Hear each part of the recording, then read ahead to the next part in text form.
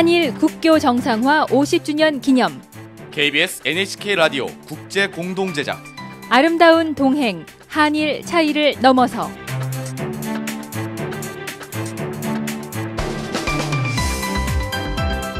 여러분 안녕하세요. KBS 아나운서 박주아입니다. 여러분 안녕하세요. 저는 NHK 월드 라디오 일본 코리안 서비스 신의수 아나운서입니다.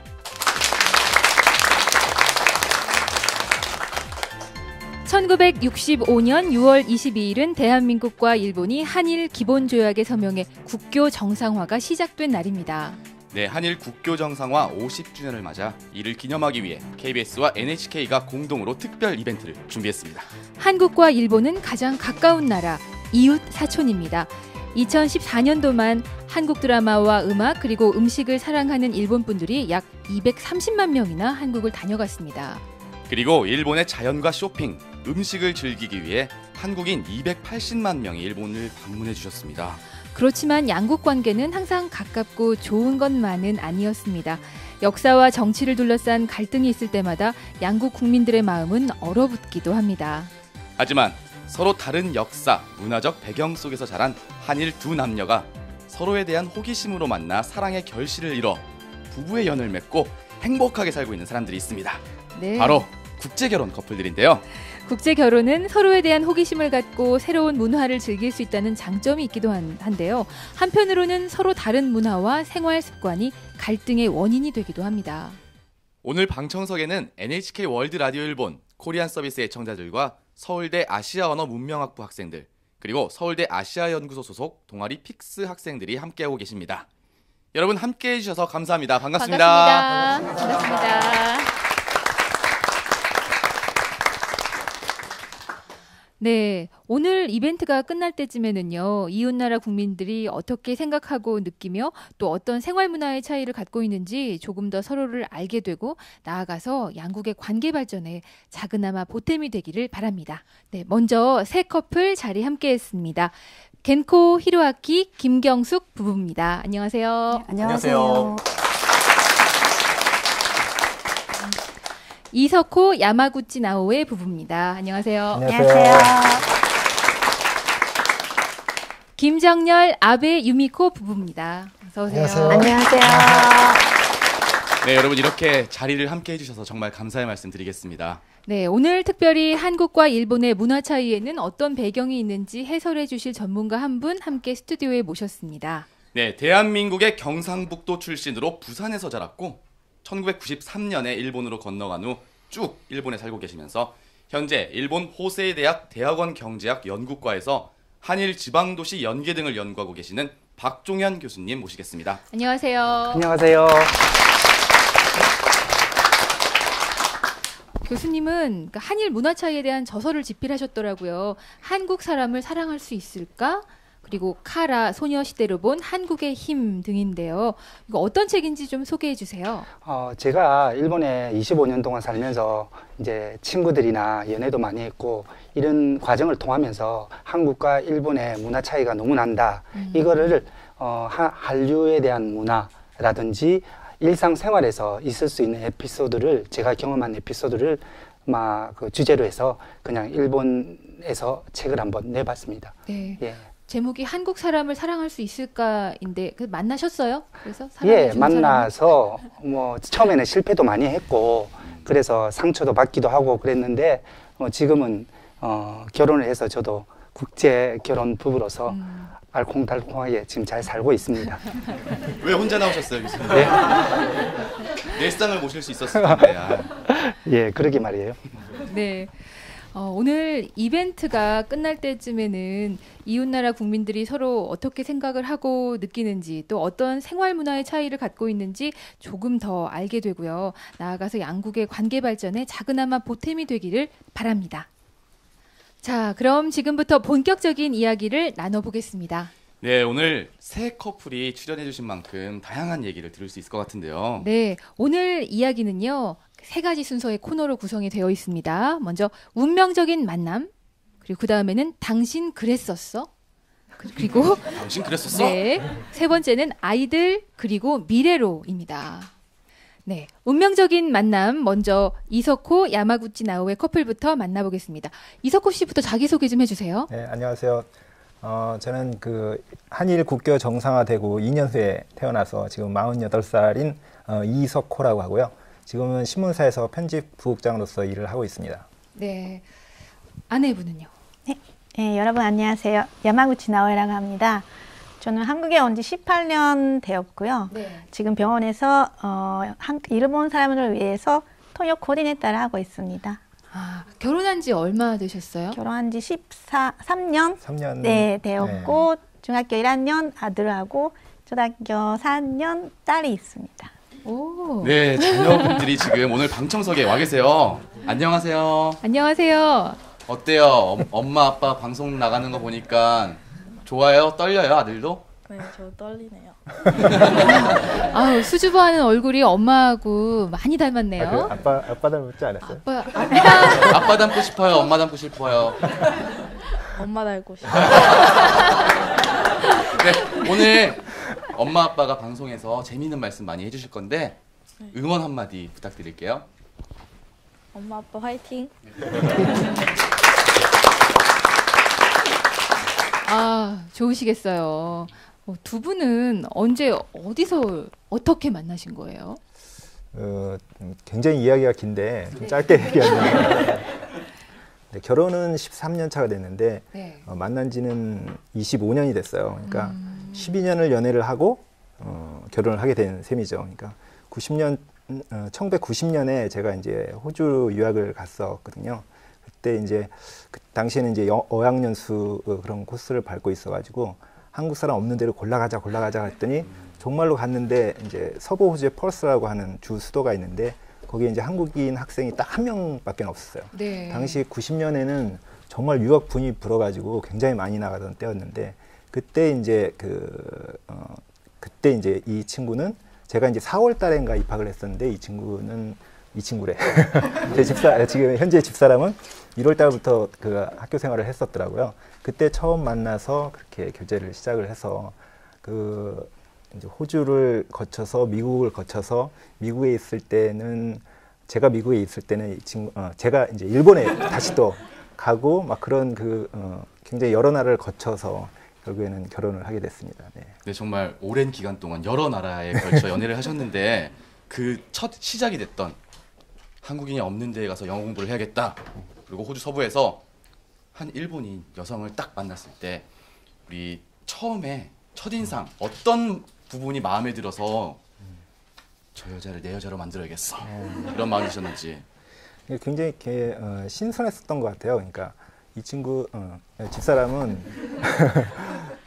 이제 운동을 하다가 이제 운동을 그만두고 이제 호주에 왔었던 그런 케이스이기 때문에 당시에는 이제 굉장히 까무잡잡했던 기억이 나요. 그리고 그래서 딱 봤을 때 굉장히 신선했다라고 할까? 그러니까 한국에서는 느끼지 못했던 그런 외모적인 그런 게 있어가지고 네. 그때 굉장히 반했던 것 같아요. 그래서 지금 사전에 좀 말씀을 나눴을 때는 사실 그 처음 뵀을 때의 나오에 씨의 모습을 어떤 비유를 해주셨잖아요. 마치 무엇과 같았다라고 되게 아름다운 시적인 표현을 해주셨는데 그래요? 쑥스러우신지 말씀 안 해주시는데 뭐였지? 이석호 씨께서 이게 결혼한 지 오래되면 다 잊어버려요. 연애할 때는 꼬실 때는 나오의 기억했다가 네, 까만 모습과 또 호주에 바다가 많으니까는 연상되는 네. 게 있었던 것 같아요. 네 글자예요. 이렇게까지 알려드리는데 말씀 못하시네요. 뭐였지? 정말 모르겠는데. 네, 이석호 씨께서 처음 나오의 씨를 봤을 때 까만 인어 같았다라고. 인어 같은 모습에 반해버렸다는 말씀을 하셨어요. 방송을 통해서 이렇게 밝히셔야지. 평생 속마음을 드러내지 못합니다. 아유, 뭔가 커뮤니케이션에 미스가 있었던 거 아닌가요? 그러면 야마구치 씨는 남편의 어떤 부분이 마음에 들었어요? 저도 외모가 지금은 좀 머리 스타일이라는 것보다 이러는데 예전에는 이제 머리가 샬라샬라 좀 있었고 딱 보면은 영화 배우 같다라는 느낌을 많이 들었었어요. 네, 라디오를 통해서 들으시는 청취자 여러분들께서는 지금의 머리 스타일이라고 말씀을 하셔도 연상이 안 되시는데 네. 네, 저랬습니다. 네. 네, 예전에는 머리가 찰랑찰랑하고 머리 숱이 정말 진짜 많으셨네요. 참 보기 좋은 커플의 예, 모습이 나오고 있습니다. 네, 두 분이 약간 닮으셨네요. 이게 웃는 많이, 인상 많이, 같은 게. 예, 들었었어요. 예, 같이 다니면 남매인 줄 아셨겠어요. 정말로. 아, 부럽네요. 누구나 다 저런 좋은 시절이 있었어요. 벌써 25년 전 얘기니까 뭐.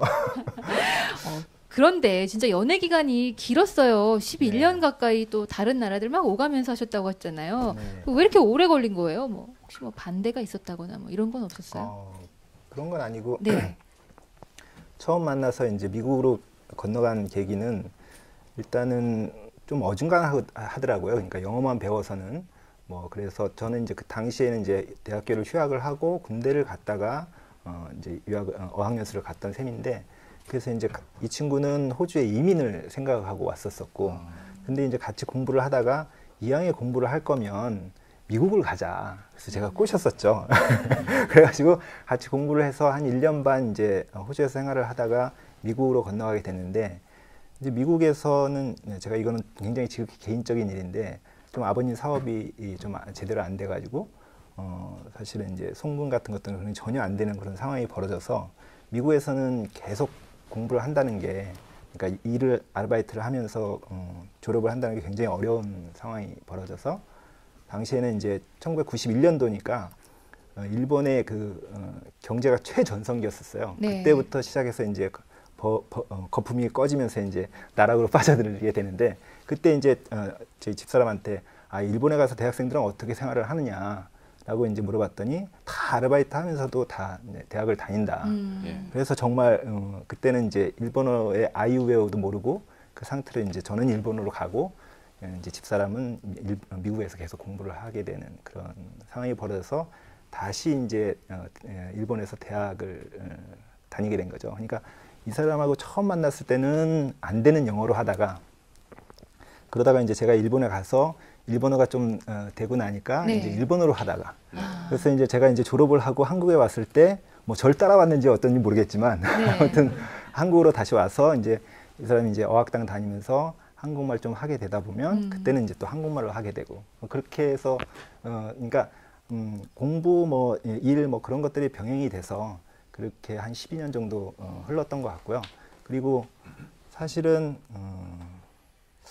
뭐라고 할까? 결혼에 대해서 생각을 제가 별로 안 했었어요. 네. 저희 집에서도 빨리 결혼해라라는 말도 없었고 네. 뭐 하고 싶으면 해도 되고 안 하고 싶으면 안 해도 된다라는 저희 아버지의 말씀이 있으셨고 두 분이 이제 국제 결혼하신 거잖아요. 부모님 반응은 어땠어요?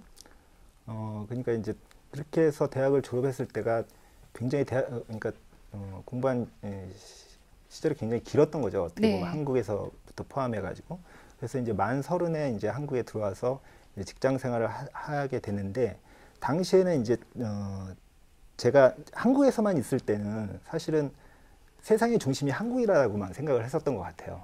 이제 나가 보니까 이러이러한 세상의 사람들이 있구나 그런 것들을 이제 몸소 익히게 되고 예. 그런 것들을 알게 되니까 국제 결혼이라는 거에 대해서 저 스스로도 굉장히 좀 두려워했던 것 같아요. 그러니까 한국에 들어왔을 때 한국 사람들이 일본을 바라보는 시각 그런 것들이 만약에 결혼을 하게 되면 이 사람이 그런 고통들을 겪지 않을까라는 막연한 두려움도 사실은 존재를 했었던 것 같아요.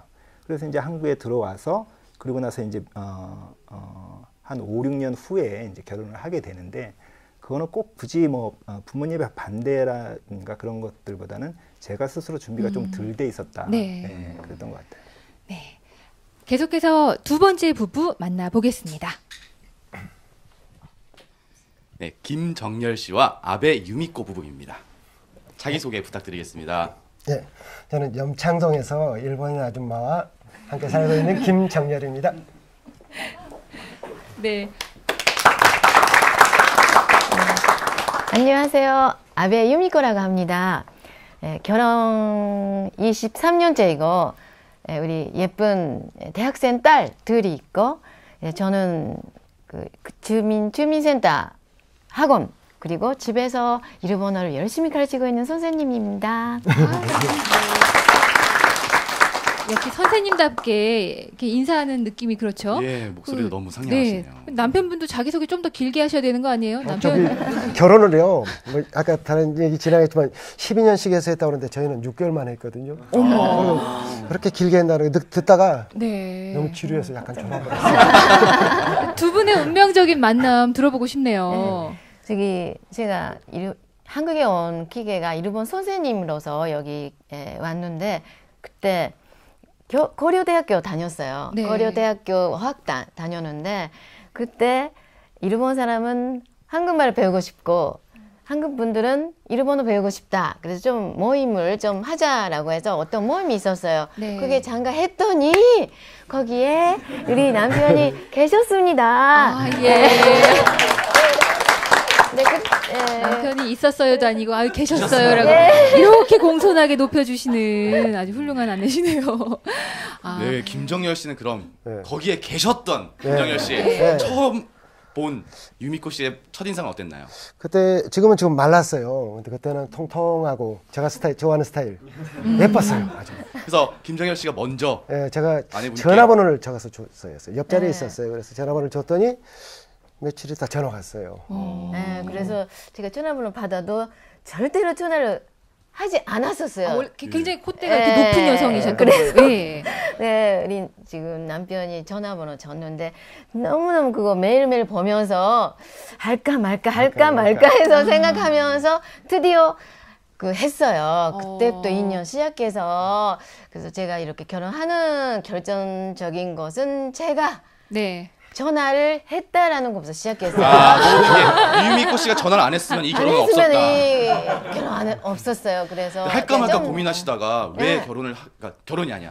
왜 전화를 처음에 네, 좀 하기로 결심하셨나요? 보시다시피 좀 예쁘게 너무 잘생겨서요. 지금 눈이 눈 잊어버릴 수가 없었어요. 너무. 눈을 다시 한번 좀 이렇게 보게 지금 되네요. 늙었습니다. 전에 아니에요.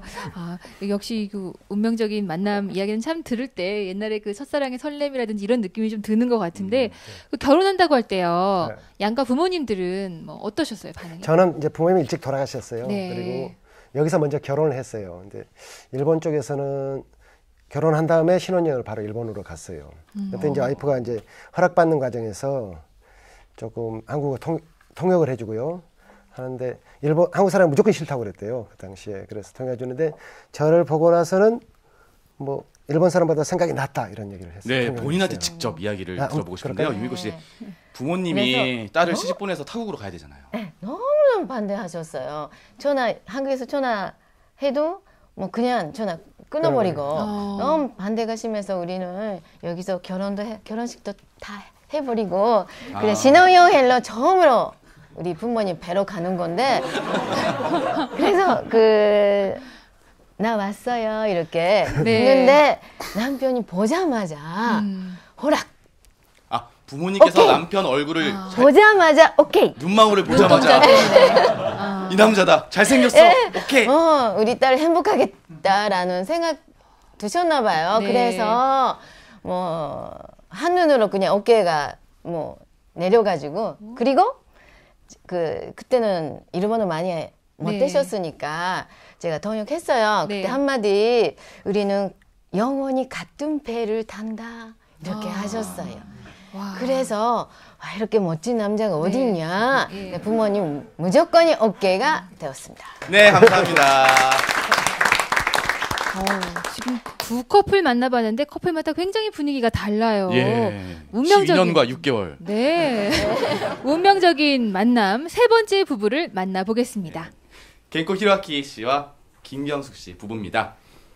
겐코 교수님이시죠? 네. 한일 국교 정상화 50주년과 운명적으로 다인 것 같은 느낌이 왔다.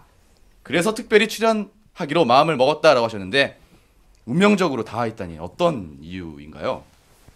안녕하세요. 극동대학교 교수 일본어학과 학과장 켄코 히로아키라고 합니다.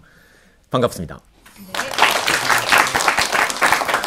지금 잠깐 말씀해 주셨는데 이 한일 국교 정상화가 이루어진 것이 1965년 그때 바로 제가 태어났습니다. 아, 그러시군요. 그리고 제 딸아이 둘째가 있는데 그 생일을 6월 22일 그 6월 22일 이루어진 그 정상화가 이루어진 날이고 그리고 뭐 KBS, NHK가 협정 시작한 것이 1968년인데 바로 아내가 태어난 것이 1968년입니다. 야, 할 말 없네요. 예. 이 프로그램에 나와야 되겠다고 생각해서 나왔습니다. 저 인정해드리고 싶습니다. 네.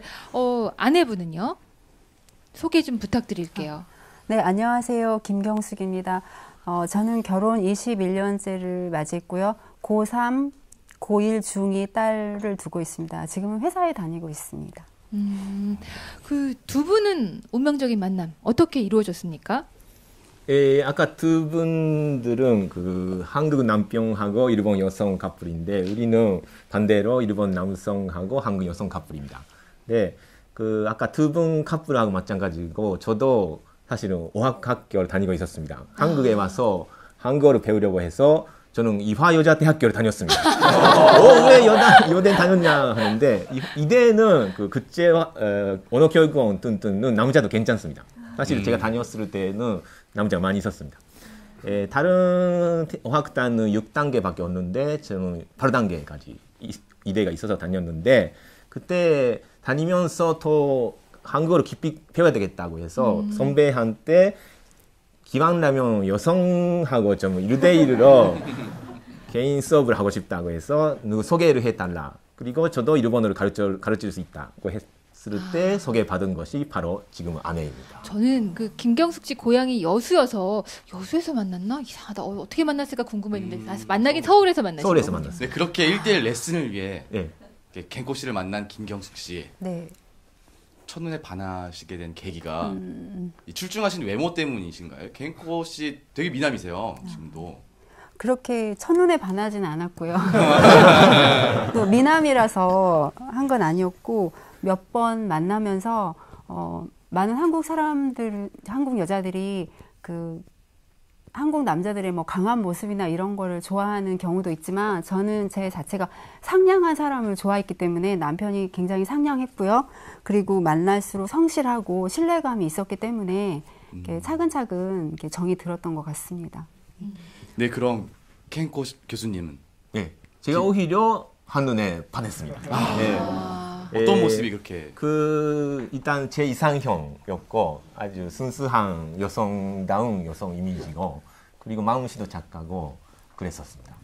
마음씨가 착한 건 어떻게 느끼셨어요? 일단 저한테 보통 남자들이 착하다는 건 얼굴이 예쁜 여자를 착하다고 하는 경우가 많아요, 한국에서. 만로는 저는 안 되고요. 네. 역시 마음이 중요하다고 생각해서 그 어떤 에피소드가 있는데 건준천하에서 아내가 집에 고향에 전화를 했을 때 어떤 아저씨께서 그 전화카드를 빌려달라고 했어요. 근데 일본 사람이라면 뭐 돈이 없어서가 아니라 뭐 잠깐 어디 갔다가 사올 수 있는 것이니까 좀 곤란하다라고 할 것 같던데 아내는 뭐 괜찮아요라고 해서 아주 친절하게 해줬습니다. 그거를 보고 그 저만에 대한 진절함이 아니라 모든 사람한테 친절한 마음을 가지고 있구나라는 것을 느껴서 그때부터 정말 좋은 사람이다고 느낀 겁니다. 네, 그 90년대 초반이면요, 사실 이제 국제 결혼 자체가 이렇게 많지 않았던 시기로 기억을 해요. 네. 그리고 또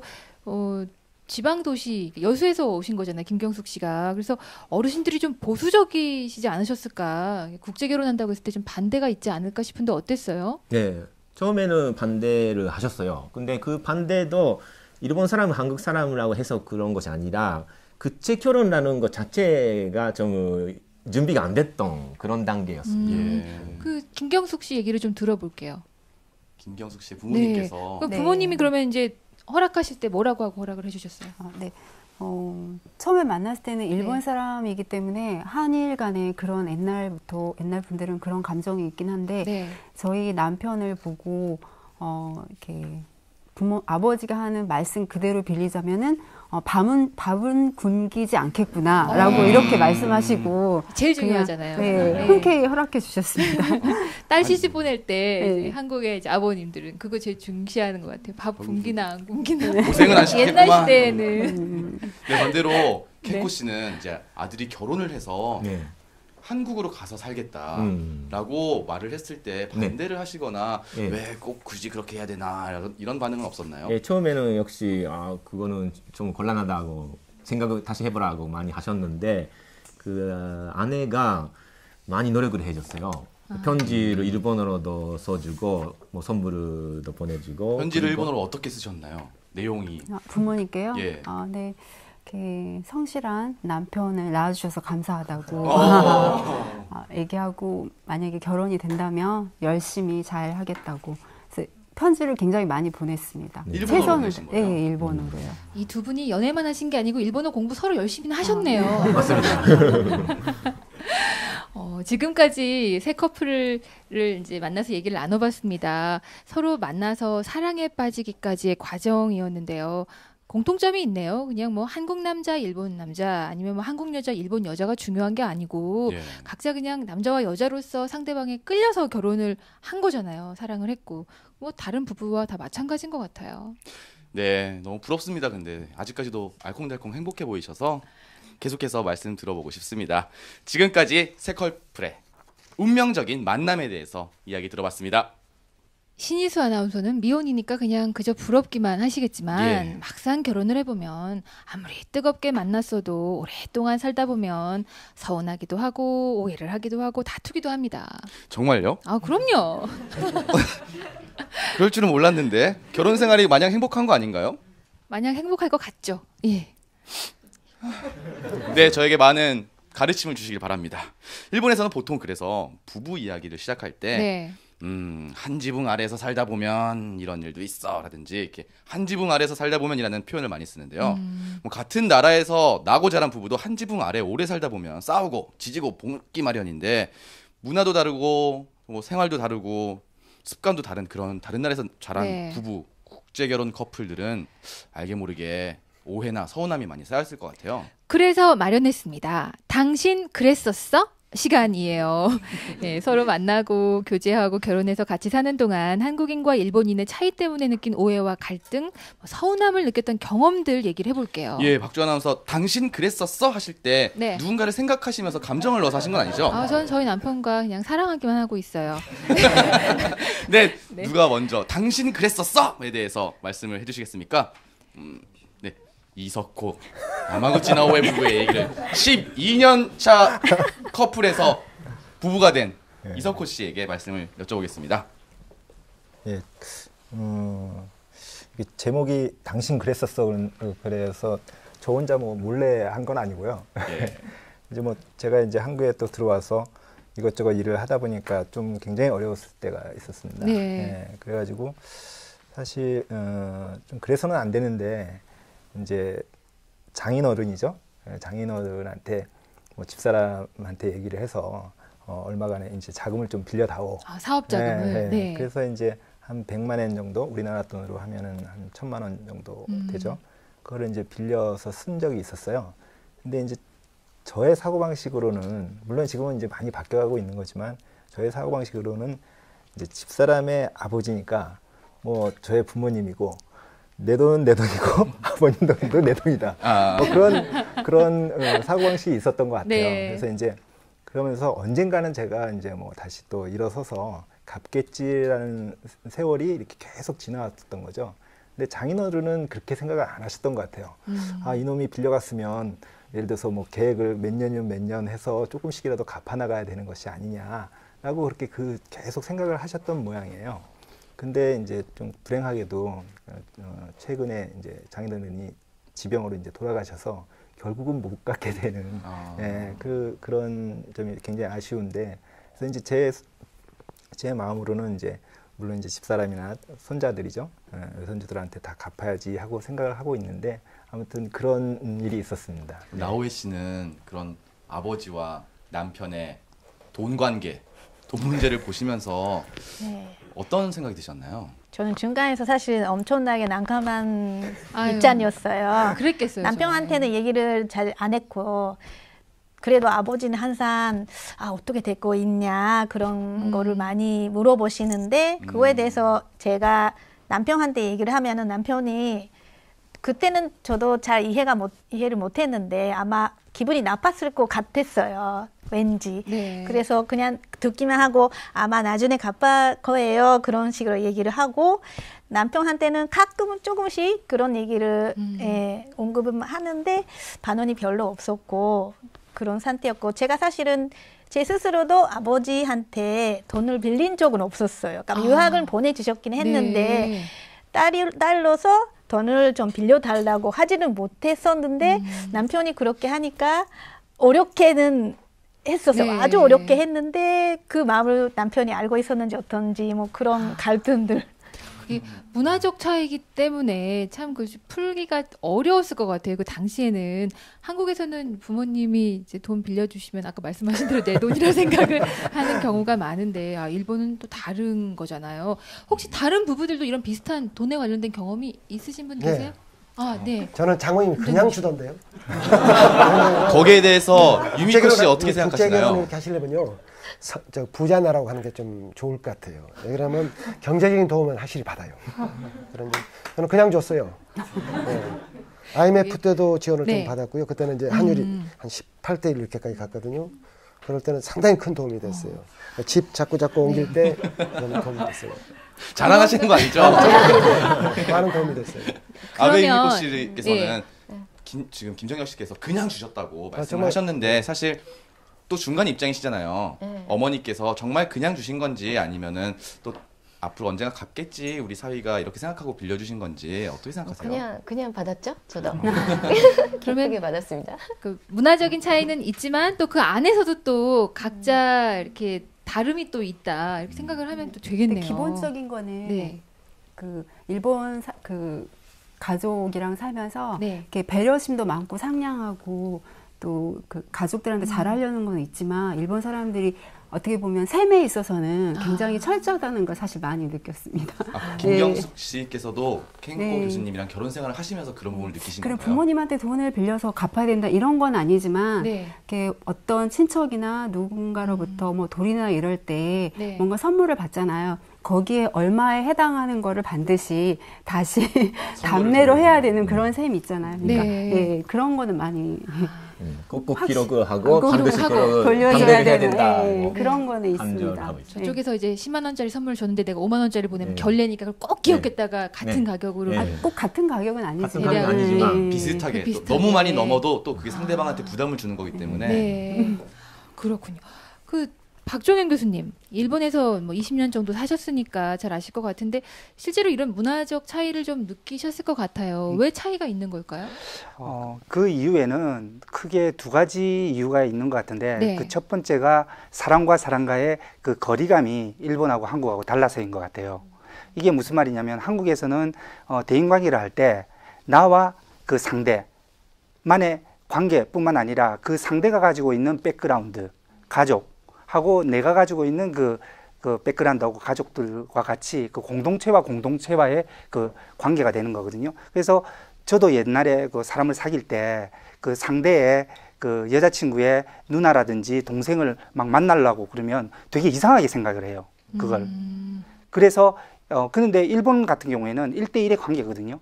근데 거기에서 오는 한국에서는 왜냐하면 이게 대인관계를 시작해서 친해지게 되면 그 가족화하는 경향이 심해서 그 가족화가 되면 우리 안에 테두리 안에 있는지 없는지를 먼저 생각을 하는 것 같아요. 그래서 우리 안에 들어오면 그게 다 같이 공동으로 써도 되는 그런 거고 그게 특히 그 40대 50대 세대들한테는 되게 그게 강했거든요. 근데 일본 같은 경우에는 지금도 마찬가지인데 사회가 그 두 번째 이유는 사회가 요구하는 그 이상형이 달라서 그런데 일본에서는요 먼저 자립하는 사람을 가장 큰 그 포인트로 따지는 거예요. 그래서 고등학교를 졸업하면 바로 그렇게 자립을 해서 자기가 혼자 살고 자기가 용돈도 벌고 이런 게 그냥 문화가 되어 있거든요.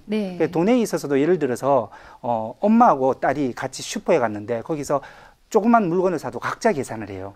아 그래요? 엄마랑 딸인데도? 그런데 저희 졸업한 학생이 아르바이트를 하다가 그걸 보고 너무 놀란 거예요. 왜 따도 그걸 500엔짜리밖에 안 하는데 왜 따도 그걸 계산을 하느냐. 그래서 이런 대인관계에 있어서 그 거리감의 차이라든지 안 그러면 그 사회가 요구하는 그 이상형의 차이에서 이런 문화적 차이가 나오지 않나 그렇게 봅니다. 아, 그런 차이가 있군요. 이석호 씨는 좀 세월이 지나고 이제는 그런 교수님이 말씀하신 차이에 대해서 알게 되셨나요? 예, 이제 뭐 굉장히 100% 공감하는 얘기고요. 그리고 이게 뭐 우리는 이제 선배들이나 연장자들이 이제 식사를 같이 하러 가면 먼저 내주잖아요. 네. 이제 제가 만약에 선배나 연장자가 되면 당연히 그렇게 하고, 그러니까 지금도 사실은 그거를 굉장히 머리로는 이해하지만 실제로 실행을 못 옮기는 그런 점이 굉장히 많은데, 사실은 이제 우리나라도 어차피 제가 부모님을 부양하듯이 자식들이 나를 부양해 줄 거라고는 전혀 생각하지 않거든요. 그러니까 점점 변해가다 보면 우리가 원하는 사회상, 그러니까 사람상도 아까 교수님께서 말씀하셨다시피 그런 식으로 변해가지 않을까라고 생각합니다. 네, 그렇네요, 정말. 김정열, 유미코 부부도 네. 혹시 교수님 말씀에요. 아까 엄마하고 딸이라 교수님인가요? 엄마하고 따님이라고 그랬잖아요. 네. 저희는 부부간에도 각기 안 낼 때가 많아요. 아, 그래요? 네, 제가 이제 카드로 4만 계산 잘하신 분 해봤어요. 47,000원 나왔어요. 얼마 저한테 줄 것 같아요? 23,500원. 야, 잘했어요. 23,500원. 그런데 아니요, 그렇게 안 줍니다. 상품 없나요? 아니요, 그렇게 안 줘요. 근데 되게 이상한 게 김정열 씨는 장인이나 장모한테는 다 받으시고 그러네요. 그렇게 안 줘요. 틀렸어요. 그런데. 유미코 수학적으로 씨가 맞는데요. 조금 덜 줘요, 항시. 유미코 씨가 경제권을 쥐고 계시네요. 아, 조금 덜 준다고요? 47,000원 정도 했으면 2만 원 정도, 계산을 잘못해서 그런지 2만 원 정도 주고 나머지 계산하세요. 이렇게. 그래도 공손하게는 하시네요. 네, 그럴 때는 공손해요. 진짜 지금 네. 우리 딸 대학생 네. 되어 있어서 좀 아르바이트도 하고 네. 그래서 같이 슈퍼에 가도 따로따로 계산하기도 해요. 저는 예, 이제 어른 됐으니까. 예. 그러면 아이들이 확실히 자립심은 더 생길 것 같은데, 김정열, 유미코 씨 부부도 네. 혹시 문화적인 차이 때문에 뭐 오해나 뭐 아니면 좀 당황한 있었어요. 일이 있었어요? 어떤 네. 일인가요? 저희 동네에 그 당시 제가 한 20여 년 전에 아파트를 새로 분양받아서요. 네. 살고 있었던 동네에 일본 좀 노부부가 살고 있다는 소문을 들었어요. 당시에 이제 와이프는 한국 친구들도 많지 않고 네. 그래서 그 방문을 했어요. 선물 하나 들고 이렇게 보통 한국 사람들은 그냥 갈 수 있어요. 그냥. 그래서 갔더니 그 부부가 문을 싹 현관문을 열면서요. 잠깐만요 이렇게 했는데 학원에 들어가서 열질 않아요 계속. 그래서 한참 기다렸어요. 그래도 와이프가 가야 된대요. 왜 그러냐 이제 저는 이렇게 물었죠. 그랬더니 일본인들이 잠깐만요 하는 거는 좀 애매모호한 표현인데요. 좀 곤란하다 이 뜻이라고 그러더라고요. 아, 그래요? 네, 너무 곤란했어요 그 당시. 저는 이해가 안 갔죠. 왜 그러냐면은 우리는 그 당시에 뭐 친구나 친척 집에 그냥 예고 없이 그냥 방문해도 괜찮았어요. 그 당시에. 그렇죠. 아니 네. 사실 한국 사람들이야 네.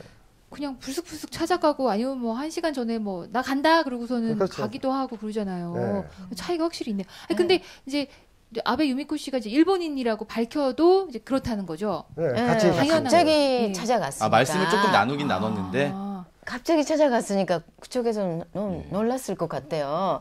그래서 그냥 그때는 죄송합니다 하면서 집에 안 들어가고 또 얼굴도 봤나 안 봤나 보면 봤어요. 봤나요? 네, 봤어요. 그 정도 문이 조금 열어면서 이야기하신 것 같던데 그래서 너무 놀랐고 저는 일본 사람이니까 갑자기 차례 네. 갔을 때는 그런 반응이 되는 거는 그건 당연한 것이라고 생각하고 네. 나중에 다시 가자 이렇게 해서 그냥 궁금한 게 네. 한국에서도 크게 신경을 쓰는 부분인데 이렇게 네. 불쑥 찾아갔을 때 네. 빈손으로 가셨나요? 뭔가를 들고 가셨나요? 간단하게 들고 왔죠. 너무 간단해서 그런 거 아니에요? 아니요, 그럴 수도 있겠죠. 선물은 받으신 저희는 거예요? 젊은 사람이고 그쪽 야. 노부부니까 당연히 우리 같으면은 네. 들어오세요 했을 텐데 그래서 예. 선물은 전하고 오신 거예요? 선물도 못 전하신 선물은 거예요? 현관에 놓고 온 것 같아요. 아. 다시 확인은 안 한 것 같아요. 네. 이런 문화적인 차이가 왜 생긴 걸까요? 그러니까 일본인들은 외국에서 자기 나라 사람들을 만나도 와 반갑다 일본인이다 이게 아니라 사전에 연락을 취해서 약속을 잡지 않으면 불쑥 연락하고 갑자기 찾아오는 거는 좀 실례다 이렇게 생각하는 그렇죠. 분위기인가요? 외국에 나가 있어도 일본 사람끼리 너무 반갑지만 네. 그래서 서로가 아는 사이가 아니잖아요. 조금씩 아는 사이가 돼야만이 집에 오고 가고 이렇게 되는 것 같아요. 야마우치 나오에 씨는 이런 일본인들의 생각하는 방법에 대해서 동의하시죠? 네, 저도 뭐 약속을 할 때는 전날 약속 잡거나 그러지는 않고 한 뭐 2주, 3주, 한 달 전에 약속을 하고 시간을 정하면은 그 시간에 딱 만나고 그렇게 합니다.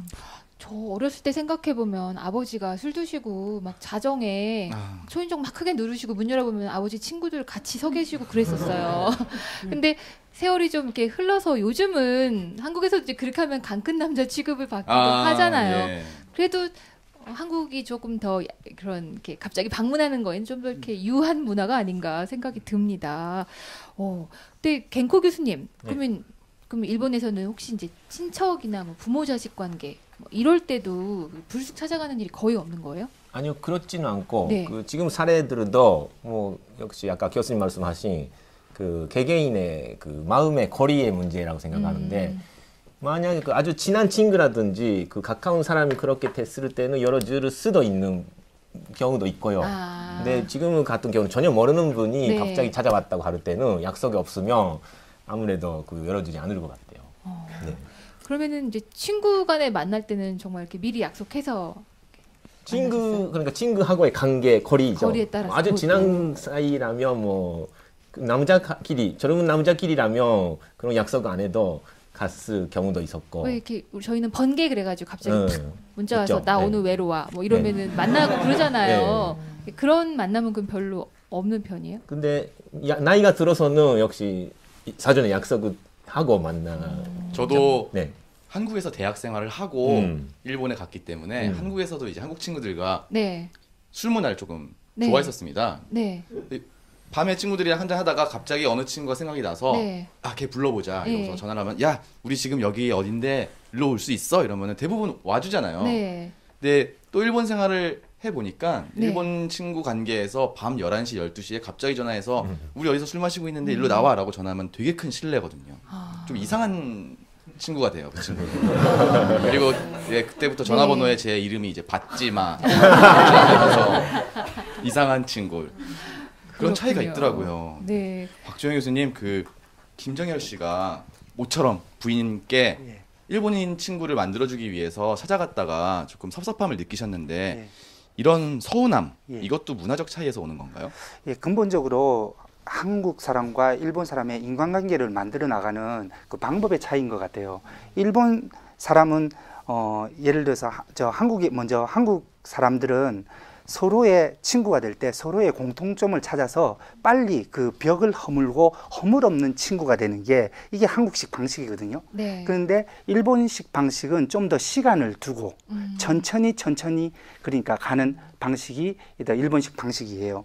그러니까 예를 들어서 일본에서 예고 없이 찾아가는 거는 막 상당히 실례거든요. 그리고 또 다른 신뢰 같은 경우에는 뭐 오늘 밤에 만나자, 아까 얘기했듯이 내일 만나자 이렇게 약속을 그 가까운 시기에 잡는 것도 되게 그 상대한테 신뢰가 되는 경우가 있어요. 그래서 한국에서는 그래 허물 없이 이제 만드는 저 친구, 그리고 일본에서는 그것보다는 서로 배려를 하고 상대한테 폐를 안 끼치는 그런 마음에서 이제 이런 상처가 되지 않나 싶습니다. 그렇군요. 그 아베 유미코 씨는요, 한국, 일본 사이의 뭐 문화 차이나 생활 습관 때문에 남편이랑 혹시 뭐 다투거나 뭐 서운하거나 이렇게 느꼈던 경험들이 있어요? 그 일본 사람들은 뭐 잠깐 물 갖다 줘도 무슨 책을 갖다 주거나 뭐 사실한 것으로 고마워라는 말이 해요. 일본어는 아리가또잖아요. 가족끼리는 아리가또 많이 하기도 해요.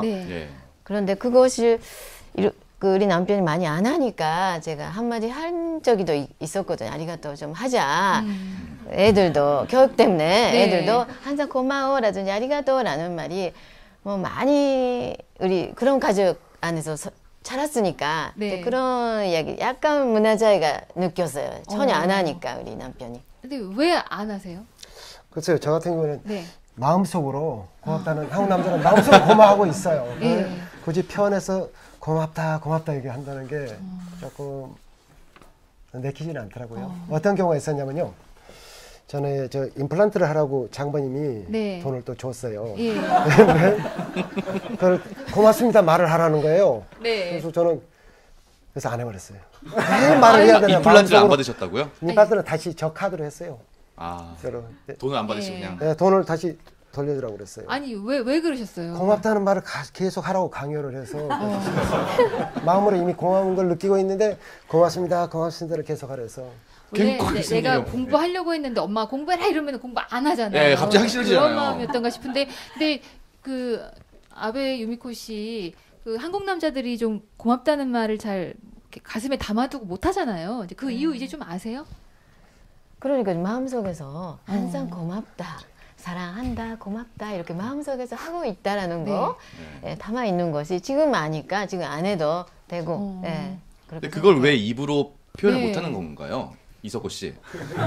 왜 표현을 못하는 건가요?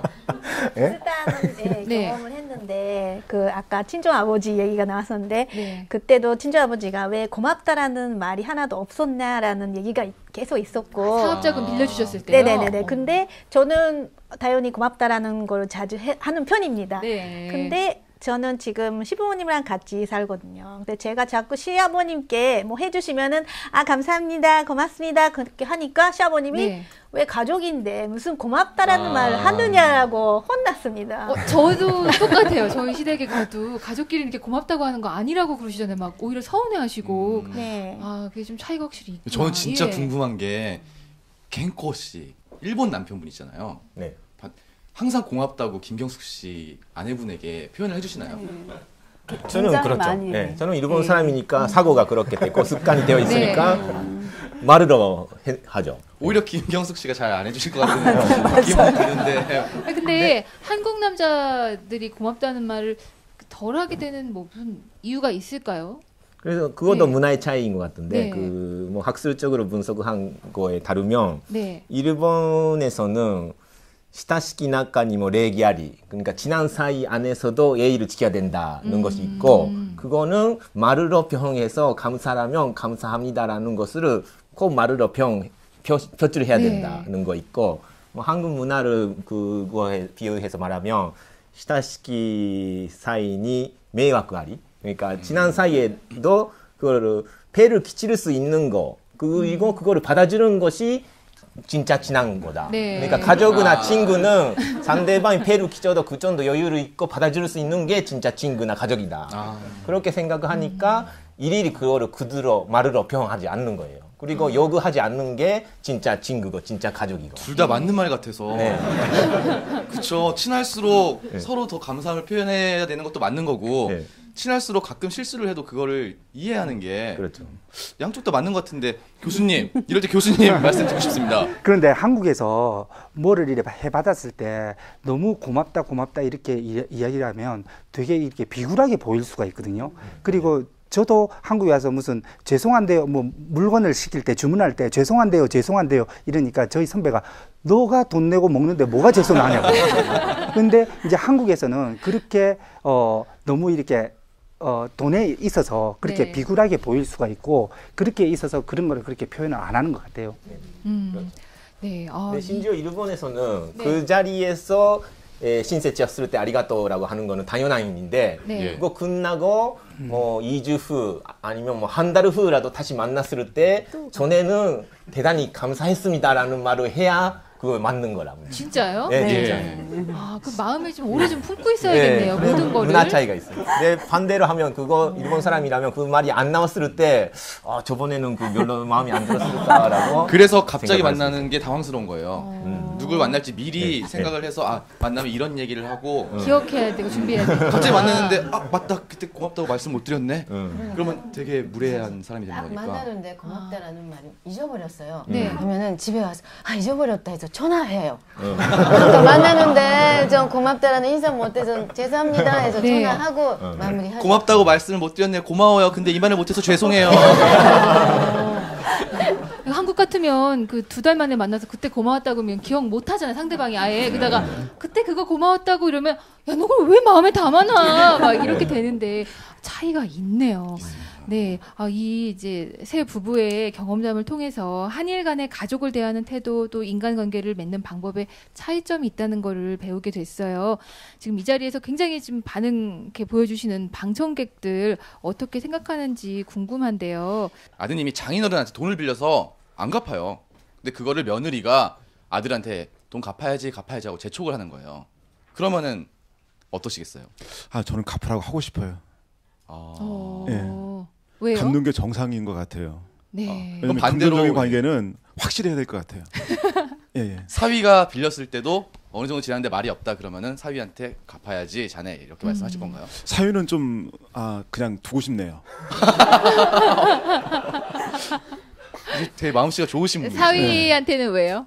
글쎄 사위는 좀 딸이니까 내 자식이니까 네. 그냥 사위한테는 너그럽게 두고 싶은데 그건 갖고 싶어요. 아, 예. 그렇군요.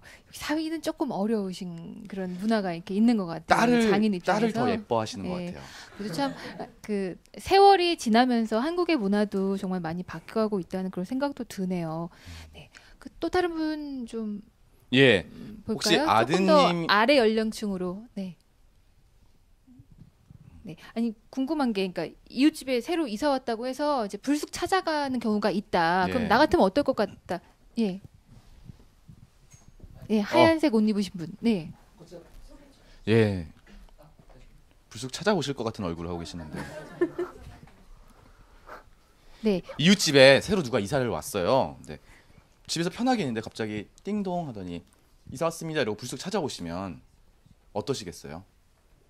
네, 제가 아파트를 살았었는데 예. 오히려 그건 당연한 문화였어요. 그러니까 집들이를 하는 문화가 있으니까 한국은 그렇죠. 오히려 이제 이사를 왔으면은 다른 가구에 떡을 돌린다든지 혹은 뭐 인사를 한다든지 네. 그러면 또 그 가구에서도 이사 온 집에 방문을 해서 뭐 이사 온 거 축하한다 이런 식으로 서로 이렇게 인사하죠. 친해지고 네. 이제 얘기를 하는 문화가 있으니까 오히려 그렇지 않으면 이제 예의가 없다 이렇게 생각하시는 분들도 있어서 저는 당연한 거라고 생각을 하고 뭐 좋은 분이다 이렇게 생각할 것 같습니다.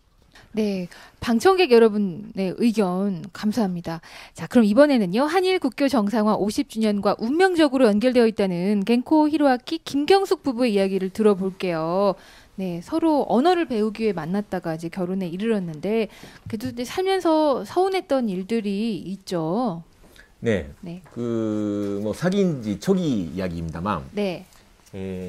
그 한국하고 일본의 그 커뮤니케이션 스타일 차이가 우선 있습니다. 예. 네, 한국하고 일본 비교할 때 한국판식은 일본에 비하면 보다 직선적이고 일본 커뮤니케이션 스타일은 한국에 비하면 완곡하게 돌려서 하는 스타일이 강합니다.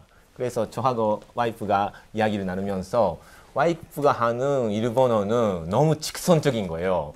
그래서 내 가슴에 막 상처를 많이 화살을 많이 받아가지고 비수를 꽂는다는 그런 네, 표현. 예. 그런 적이 많이 있었습니다. 아니, 그거는 제가 그때 일본어를 잘 못했기 때문에 그런 것도 있어요. 가만히 있어요. 네. 아니 근데 예를 들면은 뭐 어떤 거예요? 예를 들면 네. 그러면 다음 주 목요일 만날까요? 다음 주 목요일은 어때? 라고 했을 때 보통 일본 사람이라면来週の 木曜日は ちょっと 다음 주 목요일은 좀라고 해서 네. 약간 완화해서 말을 하는데 네. 안 돼요라고 하니까 일본어로 다메데스 싫어요. 바로 뭐 차단해서 시간 없거든요. 너무 나를 싫어하는가 오해를 아니, 받을 수도 있습니다. 그럼 한국에서 만약에 바뀌었다 생각해 보세요. 다음 목요일은 좀이라고 하면은 바로 남자가 그러면은 금요일은요? 저희 해볼까요? 그럼 토요일은요? 계속 이럴 것 그래서 같아. 다음 주 금요일에 시간 어떠세요? 저녁에? 안 되는데요. 아 이런 기분이군요. 안 되는 건 안 된다고 그래야지. 한국식 커뮤니케이션 내면 괜찮아요. 뭐 안 괜찮아요. 네. 이거 한국어 우리말로 해도 이게 좀 안 괜찮은데 이거를 계속 일본식 표현에 익숙해져 있었던 켄고 씨가. 근데 놀랍다. 아니 근데 다음 주 목요일은 좀 이게 거절의 표시라는 거. 네, 일본식으로 하면 거절의 표현이죠. 그러면은 한국은 왜 10번 찍어 안 넘어가는 나무 없다 이런 마음으로 연애를 하는데 일본에서는 그러면 안 되겠네요. 아니 그 10번 찍는 방법이 또 좀 다른 거죠. 네. 그 만나죠 이 직접 스트레이트로 표현하는 10번이 아니라 네. 10번을 돌려야죠. 맞습니다. 그러니까 10번 돌아 안 넘어가는 나무 없다. 그렇게 표현하는 게 맞을 것 같습니다. 맞습니다. 김경숙 씨는 어떻게 생각하세요? 이런 이제 언어의 차이에 대해서 정확하게 얘기하는 게 상처가 될 수도 있는데 일본 분들이 이렇게 돌려서 말하는 그 애매모호한 표현이 오히려 또 저한테 상처가 되는 게 그 약속이나 이런 거는 거절할 때 너무 강하게 해서 상처가 되지만 뭔가를 부탁했을 때 그 너무 돌려서 이렇게 글쎄요라든지 이런 애매모호한 표현을 하면은 아, 이 사람은 정말 나를 좋아하고 있는가라는 그런 생각을 하게 됩니다. 바로 그 정도는 바로 오케이를 해주면 너무나 네. 기쁘게 받을 수 있는데 그러지 않고 너무 많이 생각하고 돌려서 얘기하고 글쎄요 이렇게 한번 생각해 볼게요 라는 식으로 하는 게 오히려 또 저는 상처를 받았습니다. 그렇군요. 아니, 부탁하면은 빨리 들어줘야 이게 한국 사람들은 속이 편해지는데 그러니까 글쎄요는 그러면 부정이에요? 긍정이에요? 근데 거기에는 그 정확하고 싶어서 그런 게 있어요. 그러니까 그 혹시라도 그때 되지 않으면 그 신뢰를 하는 거기 때문에 정확하게 그 시간이 되는지 조금 더 확인해 본 다음에 하려고 하는 게 있는데 저희들은 그런 거 없이 그냥 좋으면 그때 당시엔 오케이 하고 나중에 안 되면 그때 안 되겠어 하고 다시 미루기도 하잖아요. 네. 근데 그런 말에 대한 신뢰가 조금 더 남편이 강했던 것 같아요. 네. 혹시 이런 말로 표현하는 방식이 달라서 생겼던 오해나 좀 이해가 안 되는 일 김정일 씨가 몹시 말씀을 하고 싶은 표정을 짓고 계시네요. 그랬어요? 네. 어떤 뭐가 있을까? 있으셨어요? 두 분의 사이에도 이렇게 완곡한 이렇게 일본의 어법 때문에 오해가 생겼던 적은 없어요? 오해보다는요. 이제 말 표현이 잘 하기 곤란했을 것 때문에 뭐 사이가 나빠지거나 아주 좋아지거나 하는 거 그러니까 부부싸움 한다거나 이런 부분에서는 좀 진행이 좀 안 되는 것 같아요. 그러니까 뭐냐면은 강하게 싸우지 않고 뭐 이런 부분이 많이 있어서 좀 이상한 표현 같네요.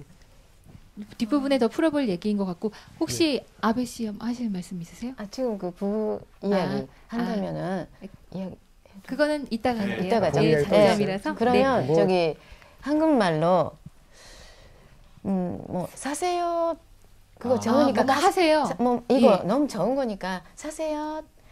더 뭐 그 적은 뭐 거기 가세요. 드셔보세요. 보세요. 뭐 그런 말을 직접적으로 이야기하시는 거죠. 근데 일본 사람 입장에서는 그거 제가 가도 괜찮은 건지 그거는 확인하지 않은 상태로 가세요, 보세요 이렇게 하면은 그러니까 명령형 같은 느낌? 명령형? 네, 그런 식으로 받아들여요 일본 사람들이. 그래서 일본 사람의 입장에서는 좀 돌려서 나는 그거 갔는데 좀 드셔보시면은 참 좋아요라든지 이렇게 돌려서 이야기해서 그래도 안 가도 되는데 나는 그런 말을 하면서 결정 이야기하는 것 같아요. 그거를 세 글자로 한국에선 가세요 하면 되는 건데. 그래서 근데 1분 1초가 아까운데 언제 그렇게 돌려갖고 얘기해. 빨리빨리 좀 이렇게 얘기를 하고 싶어 하잖아요. 또 한국 사람들은.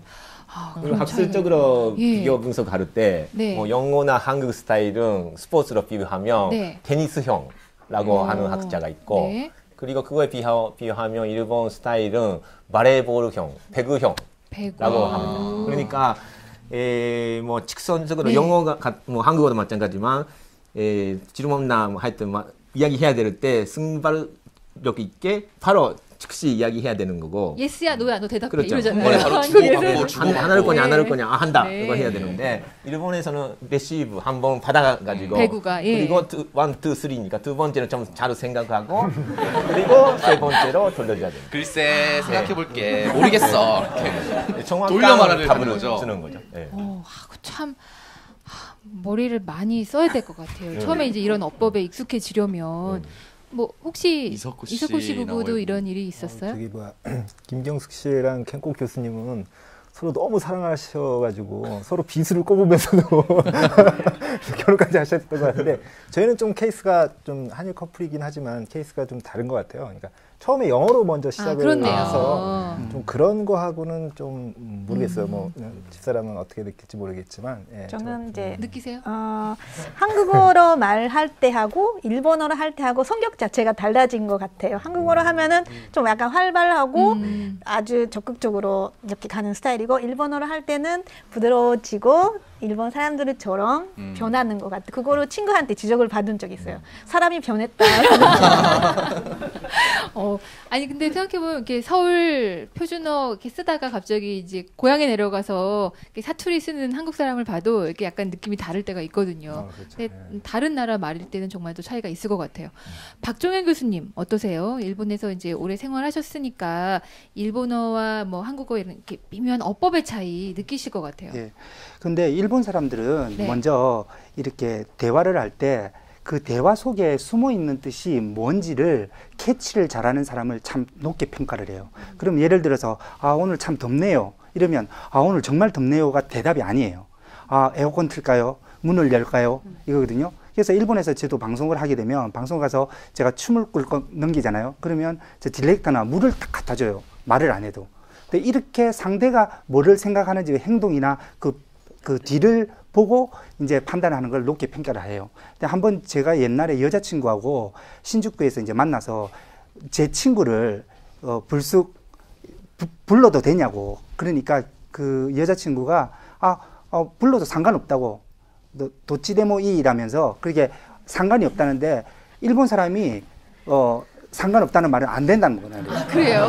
근데 불러라고 그러면 네. 불러도 된다고 그렇게 얘기를 하는 거예요. 근데 이런 문화에서 대화 속에 숨은 뜻이 뭐냐 이걸 캐치하는 게 가장 중요한 거고 저 한국에서는 그 상대에 대한 배려보다는 알기 쉽게 내 마음 내 기분이 지금 어떤 상황인지 이거를 상대한테 확실하게 전하는 게 먼저 커뮤니케이션을 한 중요한 방법이라서 이제 한국 사람들이 약간 직설적으로 이야기를 하는 것 같아요. 네. 네, 켄코 씨 어떠십니까? 말씀을 들으시니까 지금도 이런 대화 방식의 차이 때문에 가끔씩 상처를 받고 하시나요, 한국에서? 아니요, 이제는 뭐 20년 지났기 때문에 잘 이해를 하고 있고 지금 아까 나오에 씨가 이야기한 것처럼은 저도 한국어를 할 때는 한국식이 되어 버렸고요. 예. 일본식으로 할 때는 일본 사람, 순수한 일본 사람처럼 행동을 하고 있습니다. 아, 우리가 그 전등불 스위치 켜고 끄고 네, 이거 누르는 것처럼 엉겁처럼. 딱 전환이 맞습니다. 되시는군요. 확실히. 네, 그럼 켄코 씨랑 김경숙 씨 배우자를 이해하기 위해서 서로 한국과 일본의 문화를 따로 공부하거나 관심을 가지신 적 있으신가요? 네, 있죠. 그래서 저는 그 아내하고의 이런 언어 차이, 문화 차이를 더 보다 학술적으로 연구해야 되겠다고 생각해서 네. 대학원에서는 그런 걸 연구를 했고 대학원 연구를 하셨어요? 연구라기보다 전공을 한 거죠. 전공을. 한일의 언어문화 비교 연구. 그리고 지금은 대학교에서 강단에서 가르치고 있습니다만 그런 거 뭐 문헌라든지 그런 거 많이 읽으면서 계속 그 강의하기도 하고 연구하기도 합니다. 네. 그렇게 대학원에서까지 열심히 네. 연구를. 궁금하니까 그걸 더 깊이 배우려고 하는 거죠. 네. 김경숙 씨는 관심을 가진 문화나 공부를 따로 하신 적 있으신가요? 남편을 이해하기 위해서 좀 힘들지만 이렇게 남편을 두고 저하고 애들만 시댁에 가 있는다든지. 네. 무슨 뜻이죠? 그래서 일본어도 공부하고 이렇게 일본 분들은 어떻게 생활하는지 네. 직접 이렇게 체험하고 느끼고 그런 경험들을 일부러 많이 가졌습니다. 네. 다른 부분은 어떠세요? 뭐, 김정열, 아베 유미코 부부는 어떠십니까? 예. 역시 학교 다니기 시작했을 때 우리 애가 클럽 활동 같은 거 있잖아요. 초등학생, 중학생. 특별활동. 네, 특별활동, CA 같은 거죠. 네, 그거 제가 6학년 그리고 중학교 3학년까지 제가 그 CA 선생님으로서 그냥 자원봉사죠. 네, 그거 쭉 하고 있었어요. 일주일에 한 번. 그거를 해서 어떤 이제 그래서 것들을 우리 애한테 엄마가 일본 사람이지만 일본어를 좀 열심히 가르치는 선생님다라는 인상 주고 싶었고 그리고 선생님이랑 같이 이야기 나누면서 그 일본 문화도 좀 알려드리고 수업하면서 참 재밌게 제가 진행했던 것 같아요. 네. 저 같은 경우는 그 극복하기 위해서 다른 방법을 택했어요. 사실. 네, 어떤 건데요? 저는 음악을 상당히 좋아하거든요. 네. 기타도 치고 와이프가 피아노 치고 그렇게 하면서 다른 방법으로 접근하니까 그게 극복이 되더라고요. 음악은 세계 공용이었어요. 문화적인 걸로 공통점을 찾으셨군요. 혹시 이석호 야마구치 나오에 씨 부부는 어떠세요? 저는 일본에서 5년 살았기 때문에 공부를 미리 했습니다. 그렇네요. 하긴 연애를 11년 하셨는데. 그게 결혼을 염두에 다 두신 준비하신 거네요. 아니죠. 네. 나오에 씨는? 저는 이제 결혼은 생각 안 하는 시기에 계속 한국에서 일을 했었어요. 일을 통해서 사회생활을 통해서 그런 것들이 보일 것 같아서 거기에 들어가서. 그래도 이렇게 오랫동안 같이 한 집에 살면서 이것만은 정말 좀 이해가 안 된다. 이거는 왜 그런지 모르겠다 싶었던 부분이 있으시다면 지금 이 자리에서 말씀해 주시기 바랍니다. 네, 그 김경숙 씨 어떤 문화 차이가 좀 있었어요? 그러니까 이거는 정말 내가 아직도 좀 서운하다 하는 것들, 식사 예절 같은 것도 있고 많잖아요. 한국에서는 가족끼리 식사를 할 때 뭐 김치를 먹는다든지 전을 먹는다든지 특히 깻잎 같은 거 깻잎 김치를 먹을 때 이렇게 붙어 있는 경우에 이렇게 젓가락으로 이렇게 잡아준다든지 하는 경우가 있는데 일본에서는 그런 걸 아주 거북하게 생각해서 일본의 다른 문화 때문에 남편이 되게 싫어했었어요. 그래서 깻잎이 안 떨어져서 막 고생하는데 안 잡아줘요? 전혀 잡아주지 않고 그 애들에게도 애들끼리 그렇게 하는 거에 대해서 처음에 그렇게 하면 안 된다고 되게 강하게 뭐라고 하셨거든요.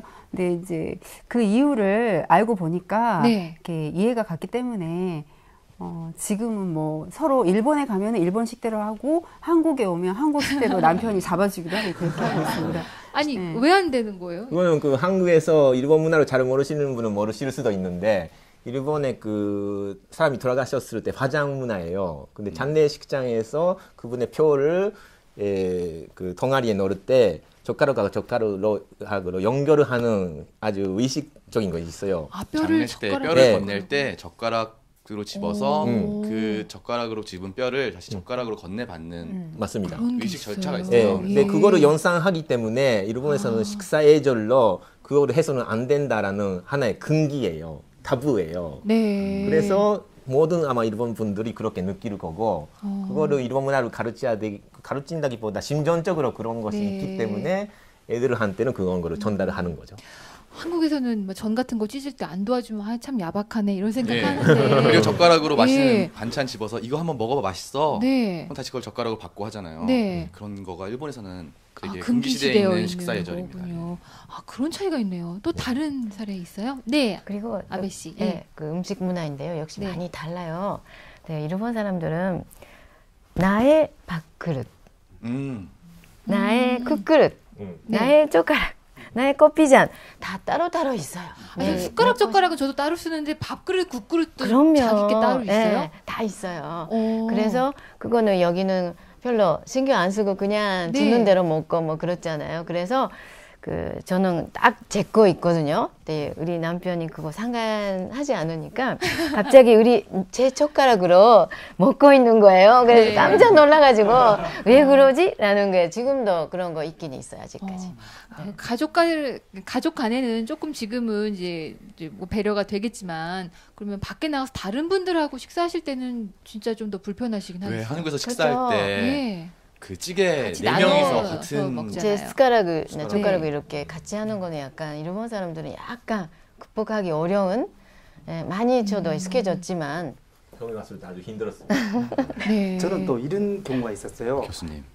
지금 젊은 학생들은 지금 할지 안 할지 모르는데 저는 첫 그 프로포즈를 웃지 마세요. 1000마리 학을 접었어요.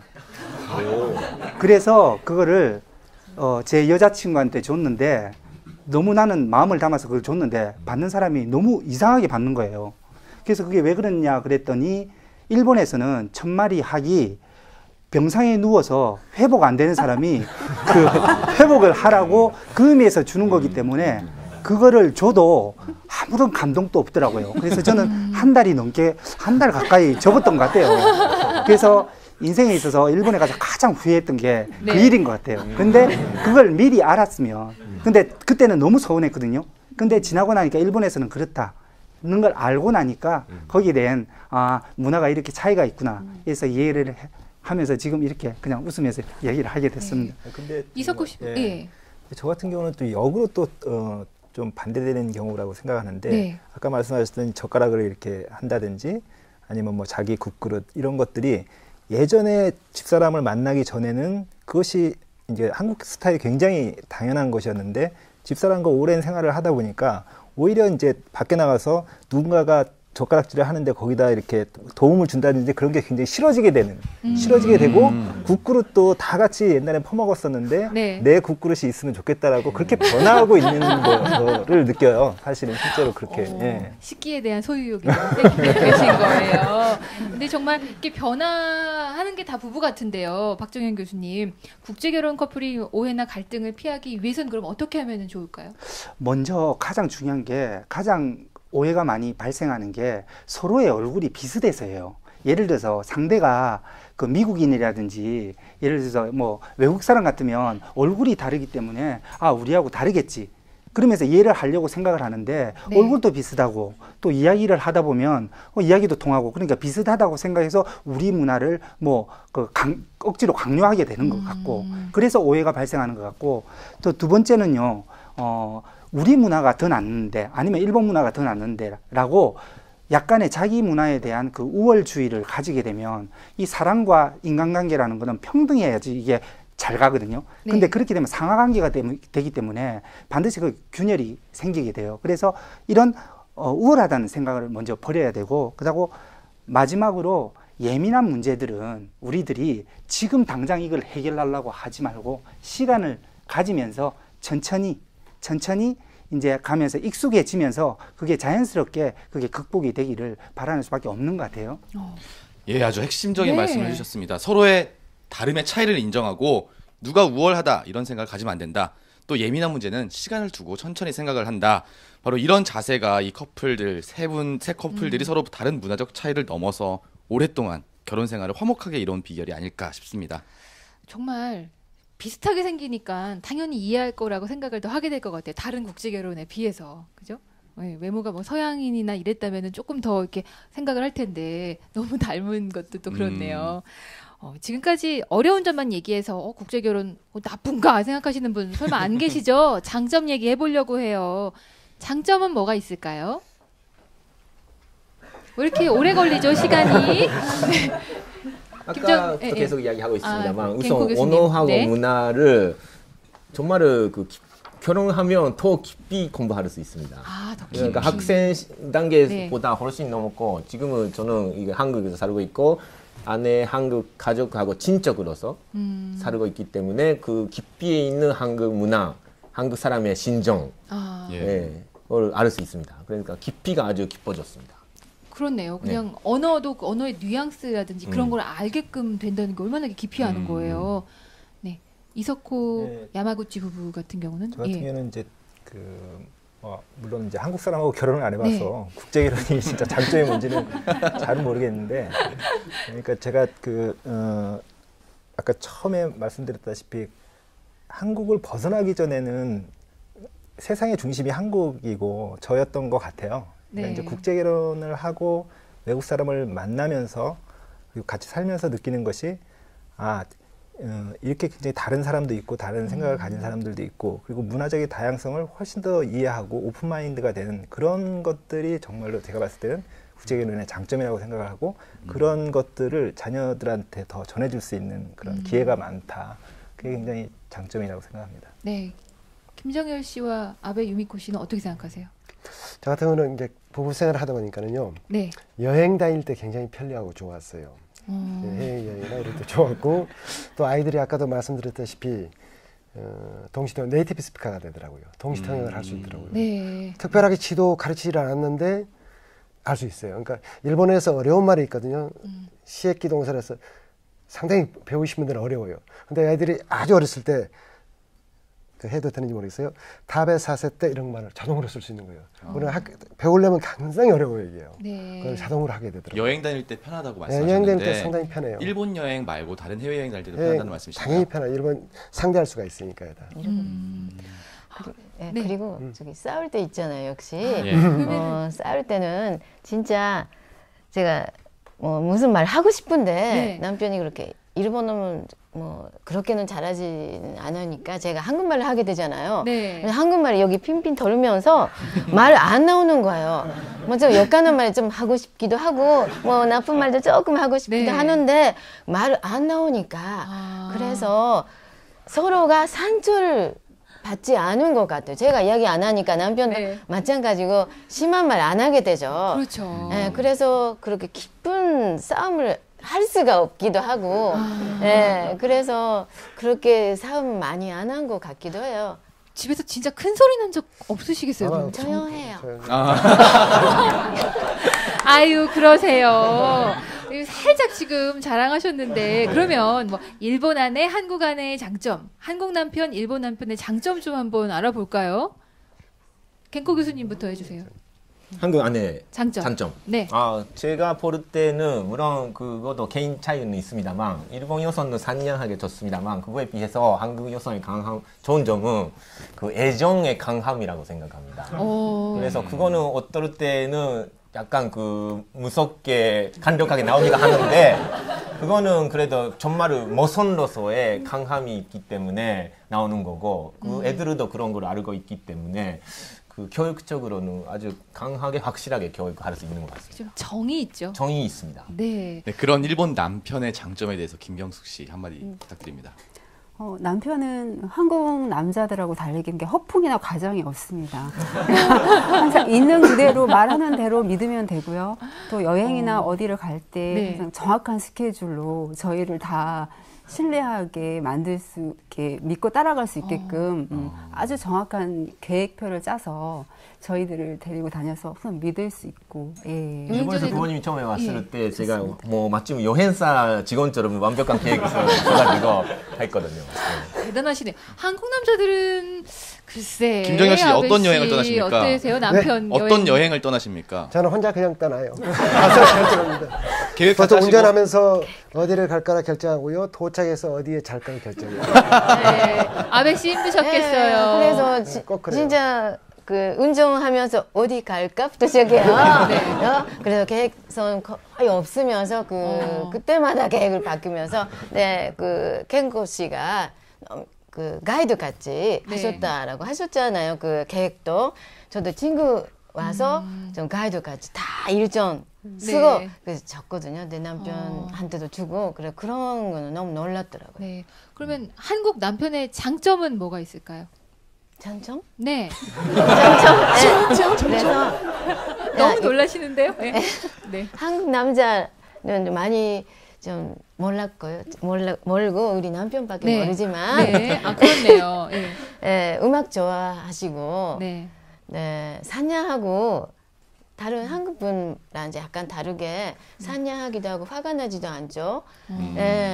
큰 소리 많이 안 지기도 하고 산야하고 너무 다정한 그런 마음속이 있어서 그래서 제가 지금도 반하고 있습니다.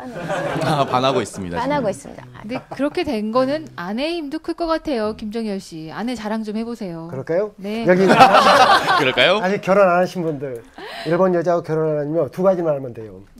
지금 즉흥적으로 생각이 났어요. 오랫동안 생각했던 게 지금 떠올랐거든요. 일본 여자는 절대 바가지를 안 긁어요. 저는 술을 좋아해서 늦게 들어갈 때가 많거든요. 한 번도 바가지 긁은 적이 없는 것 같아요. 단 아침에 일어나면요. 해장국 먹고 싶잖아요. 한 번도 해장국 끓인 적이 없어요. 장점 좋은 점 말씀해 주세요. 그러니까 좋은 점은 바가지를 안 긁어요. 좋은 점은 바가지를 안 긁고 단점은 해장국이 없어요. 근데 그러면 술 마시고 이제 들어올 때요. 바가지를 안 긁고 주무시니까 안 긁는 거 아니에요? 보통 안 자고 있잖아요. 그리고 깨 있다고요? 안 자고 기다려요. 기다려요. 일하면서 기다려요. 연락을 하시나요? 언제 들어올 거야? 아, 저는 연락 안 해요. 그런데 술을 많이 마셔도 술 마신 표시 안 내고 들어가요, 사실은. 같이 납니다, 그게. 네? 술 마신 사람들이 본인은 티 안 낸다고 생각하는데 기다리는 사람들은 문 열고 들어오는 순간 술 냄새랑 같이 확 나기 때문에. 그러면 정말 안 내요. 남편 언제 들어오나 궁금하잖아요. 그럼 전화는 안 해보세요? 별로 궁금하지 않으니까 그냥 들어오면은 들어오는 대로 그 생각해요. 참고적으로 말씀드리는데 일본에서는 한국처럼 폭주를 안 하기 때문에 아침에 일어나서 이렇게 해장국을 먹는 데가 별로 없어요. 거의 없어요. 그냥 그래서 해장국 문화가 없어서 저도 가서 되게 힘들었던 경험이 아침에 라면을 먹으면 좋습니다. 네. 그럼 아까 이제 그 국제 결혼의 장점에서 이야기를 못했는데 지금까지 여러 가지 사례도 나왔습니다만 역시 문화의 차이를 느끼면서 보다 깊이 알게 되고 제가 일본의 친구하고 자주 이야기하는데 저는 인생으로 2배 즐기고 있는 것 같다 그런 이야기를 합니다. 그래서 일본어로만 일본 생활을 했었던 게 비하면 진짜 2배 이상의 가치를 느끼고 있는 것 같아요. 그렇네요. 남들이 2번 생을 살아야 할 인생을 한 번의 삶에서 누릴 수도 있겠네요. 네, 맞습니다. 네, 이석호 씨와 야마구치 씨 장점 한번 얘기해 보시겠어요, 서로? 네, 그러니까 아까 굉장히 어려운 얘기인데 그냥 저는 그러니까 아내의 장점이 굉장히 어려운 것 같아요. 그러니까 일본 아내의 장점은 제가 말씀드릴 수가 없을 것 같고요. 왜냐하면 한국 아내를 가져본 적이 없으니까. 그래서 저는 나우에의 장점을 얘기를 하는 게 좋을 것 같아요. 나우에의 장점은 굉장히 인내심이 강하고 굉장히 지구력이 있습니다. 한마디로 얘기하면 끈질기다. 네. 근데 이제 그것을 참고 기다려 주는데 그것이 벗어나면 제일 무서운 거죠. 굉장히 무섭기도 합니다. 근데 항상 한결같고 꾸준하고 그래서 그게 가장 장점이 아닐까 그렇게 생각합니다. 네. 예, 본인의 경험도 말씀해 주시면서 예. 추가로 해주실 말씀 있으시면.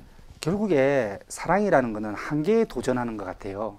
그런데 국제 결혼회 같은 경우에는 언어에 100% 이렇게 커뮤니케이션이 안 되니까 이 장벽이 더 높은 거죠. 그러니까 거기에 사랑에 다가가려는 그 절실함이 일반 그냥 같은 국가의 그 결혼보다는 더 강한 것 같고, 그것을 극복하고 결혼을 했을 때 갖는 성취감이 상당하게 그냥 일반 연애와는 조금 많이 다른 것 같아요. 그러니까 드라마 같을 때 장애들이 많으면 많을수록 이게 재미가 있잖아요. 네. 그런 거하고 약간 비슷한 느낌인 것 같아요. 그렇군요.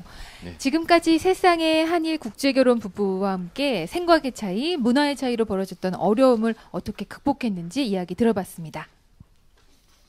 지금까지는 부부의 이야기를 나누었다면 지금부터는 한일 커플 자녀들의 이야기를 나눠볼까 합니다. 아이들 그리고 미래로인데요. 어떤 부부라도 사실 자녀 교육과 양육이 힘들겠지만 한일 커플은 좀 더 어려움을 겪지 않을까 싶기도 해요. 네, 더군다나 한국과 일본은 역사적, 정치적으로 불편한 일을 종종 겪곤 하는데 그럴 때마다 아이들한테 그걸 어떻게 교육하고 계실지 그것도 궁금하고요. 또 그런 일로 아이들이 학교에서나 친구들 사이에서 어려움을 겪을까 걱정하시지 않을까 싶습니다. 네, 특히 예민한 시기가 청소년기잖아요. 청소년기를 지나면서 아이들이 좀 정체성에 대해서 혼란스러워하거나 힘들어할 것도 같은데요. 예, 그래서 저희가 지금부터는 아이들 그리고 미래로라는 주제로 이야기를 함께 나눠보겠습니다. 네, 먼저 겐코 교수님 부부는 결혼 이제 21년째잖아요. 고등학교 3학년 아들, 고등학교 1학년, 중학교 2학년 따님을 두셨는데 자녀들이 좀 힘들어하거나 상처받았던 그런 경험이 있나요? 네, 엄마가 아무래도 말씀해 주시는 게 낫겠죠, 김경숙 씨. 첫째하고 둘째는 특별한 일을 겪지 않고 잘 지내왔던 것 같은데, 지금 중2가 된 막내 딸이 초등학교 2학년 때, 그때가 2009년이었던 것 같아요. 한일 축구를 아주 크게 하고 있어서 모두 다 보고 싶어하는 상황이어 교실에서 TV를 통해서 볼 수 있는 상황이었었거든요. 근데 그때 우리 막내딸의 아빠가 일본 사람이라는 걸 알고 어떤 친구가 너만 일본을 응원하고 우리는 다 한국을 응원해야 된다라는 식으로 얘기를 한 거예요. 근데 그때 30명 정도 된 아이들이니까 네. 29대 1이잖아요. 어떻게 보면. 그때 되게 마음의 네. 상처를 받았는지 조금 눈물을 흘렸다고. 선생님, 그것도 본인이 저한테 얘기하지는 않았어요. 네. 근데 본인은 모른 척 했는데 담임 선생님한테 전화를 받았어요. 그런 일이 남이한테 있었으니까, 딸한테 있었으니까 엄마가 좀 잘 위로해 주라고 그렇게 한 적이 있었습니다. 예, 그 얘기를 들으셨을 때 참 가슴이 참 그때는 정말 텐데. 너무 가슴이 아팠고, 제가 아무렇지도 않게 남편에 대해서 일본 사람, 한국 사람을 떠나서 남편이 이런 사람이라는 거, 이런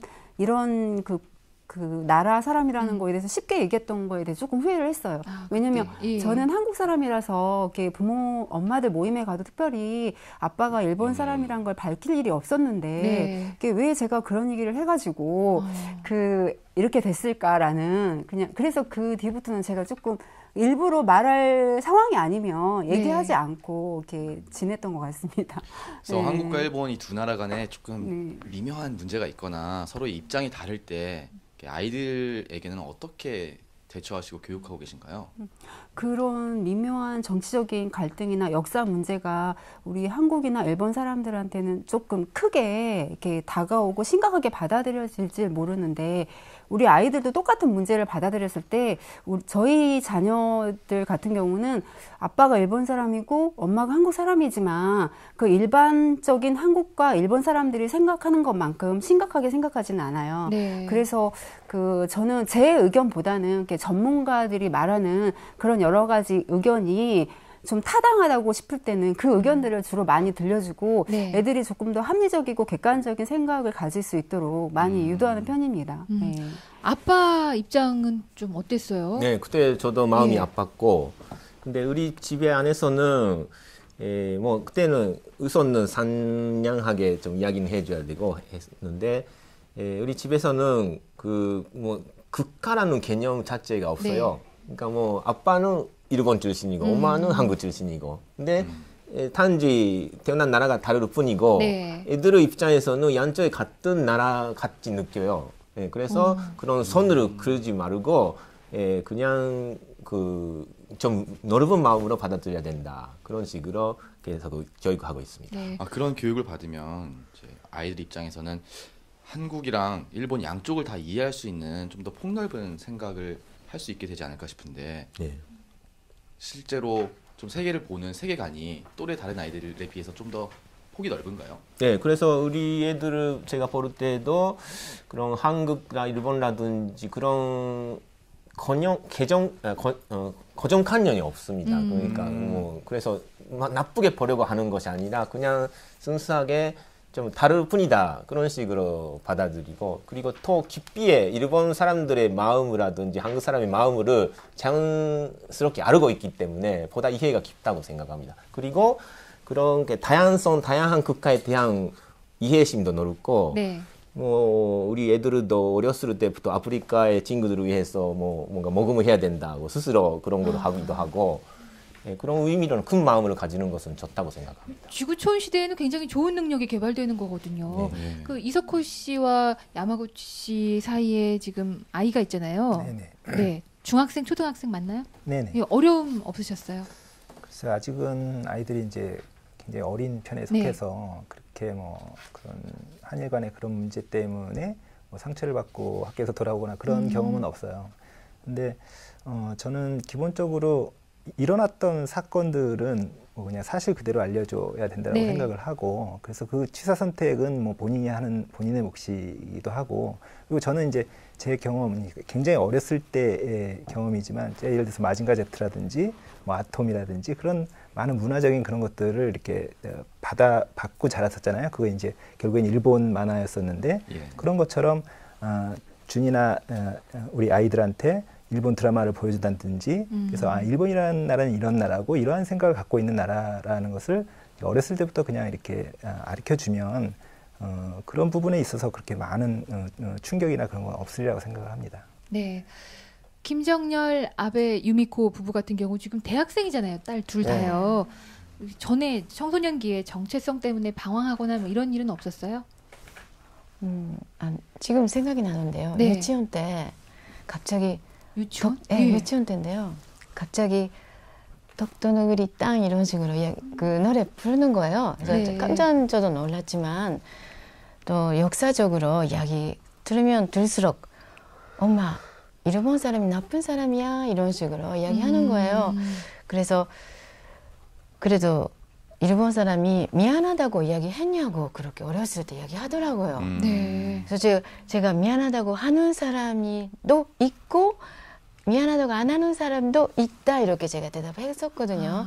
그랬더니 그러면은 괜찮네 이런 식으로 하기도 하고, 그리고 어떻게 해도 가면 갈수록 역사 이야기가 너무 길어요. 그 배울 때 이렇게 많이 있으니까. 그래서 그때 담임 선생님이 약간 나쁜 말이 했던 것 같대요.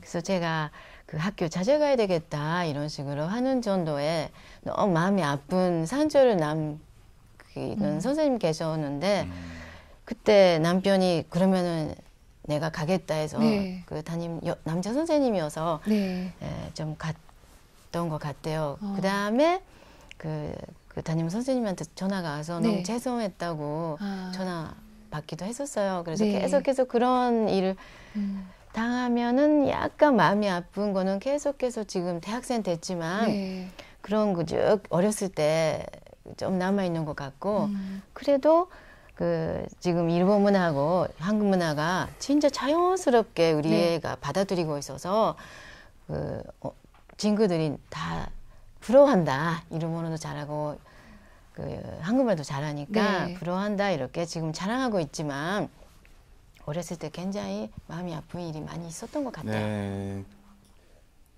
그래도 부모님이 국제 결혼 커플이면 자녀 교육 면에서 좋은 부분이 있을 텐데 어떤 점이 있을까요? 그 생활 속에서 두 가지 일본하고 한국 언어라든지 문화라든지 그런 것들을 배울 수 있는 게 좋은 점이라고 생각하고 네. 또 일본에 있었으면 경험을 못하는 그런 이제 배울 것들을 배울 수 있어서 좋을 것 같다고 생각합니다. 제가 원래 일본에서는 운동 선수를 했었는데 그래요? 그래서 아이들도 좀 운동을 했으면 좋겠다라는 네. 생각을 하고 있었는데 마침 기회가 있어서 우리 아이가 스케이트 할 기회가 있어서 예. 쇼트트랙을 몇 년 동안 선수 와. 생활을 했었어요. 네. 그것도 이제 국가대표 코치님한테 배워가지고 아주 이제 헝그리 전신을 거기서 키웠으면 좋겠다고. 헝그리 정신? 네. 네. 네, 그게 좋은 점인 것 같았어요. 네. 국제 결혼을 해서 이제 태어난 아이들이요. 자라면서 뭐 어려운 일도 있었지만 또 많은 걸 또 배우고 더 이렇게 넓게 자라잖아요. 예. 그래서 앞으로 더 큰 역할을 할 수 있겠다 이런 생각도 들고요. 또 국제 결혼 커플은 어떤 면에서 뭐 민간 외교관이라는 생각도 들거든요. 우리 세 부부들은 민간 외교관으로서 어떤 역할을 본인들이 하고 있다고 생각하시는지 그리고 또 자녀들이 어떻게 성장했으면 좋겠는지 좀 말씀을 좀 들어보려고 합니다.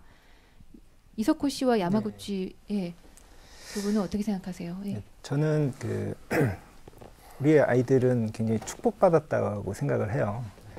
이제 제가 모두에도 말씀드렸다시피 제가 살아왔던 것은 굉장히 우물한 개구리처럼 그런 사고방식을 갖고 살았고 겨우 이제 뭐 나가본다든지 그래야 뭐 상대방을 이해하는 그런 이해력 같은 거라든지 문화적 다양성을 이해하는 그런 힘을 키우게 됐는데 네. 이 아이들은 저희가 진짜 국제 관계 사이에서 태어났기 때문에 그런 상대방에 대한 다름을 그냥 내추럴하게 느끼면서 자랄 수 있지 않을까. 그래서 그러한 힘이 태어날 때부터 갖춰졌기 때문에 성인이 돼서 여러 가지 이제 글로벌한 사회에서 굉장히 한일 관계뿐만이 아니라 다른 나라에서도 그런 문화적 다양성을 이해하고 돕는 그런 역할을 많이 해주지 않을까 그렇게 생각합니다. 네. 네. 김정열, 아베 유미코 부부도 말씀해 주세요. 역시 여러 가지 어려운 점이 있긴 있었지만 그래도 일본하고 한국을 진짜 왔다 갔다 하는 그 마음 그거는 굉장히 우리랑 좀 다르게 자유로워요. 너무너무 자유롭게 왔다 갔다 하는 단점도 있는 것 같지만 우리 애들은 영화, 드라마 일본 것도 한국 것도 자유롭게 보고 그리고 소설 보면은 히가시노 케이지라는 소설가가 있는데 너무 굉장히 좋아하거든요. 그런 소설도 너무 재밌게 보고 그거 보면서 진짜 우리가 행복하기도 하고 그리고 요새 일본 가이드북 일이 좀 생겼거든요. 그래서 저랑 딸이랑 같이 가이드북을 좀 번역하거나 고치거나 하는 일을 좀 시작했어요. 그래서 같이 할 수 있다. 그래서 진짜 한일 어려운 점이 있어도 좋은 점도 많구나라고 요새 너무 느낍니다. 진짜 문화 체험의 폭은 넓겠어요. 네. 갱코 교수님과 김경숙 씨는 어떻게 생각하십니까?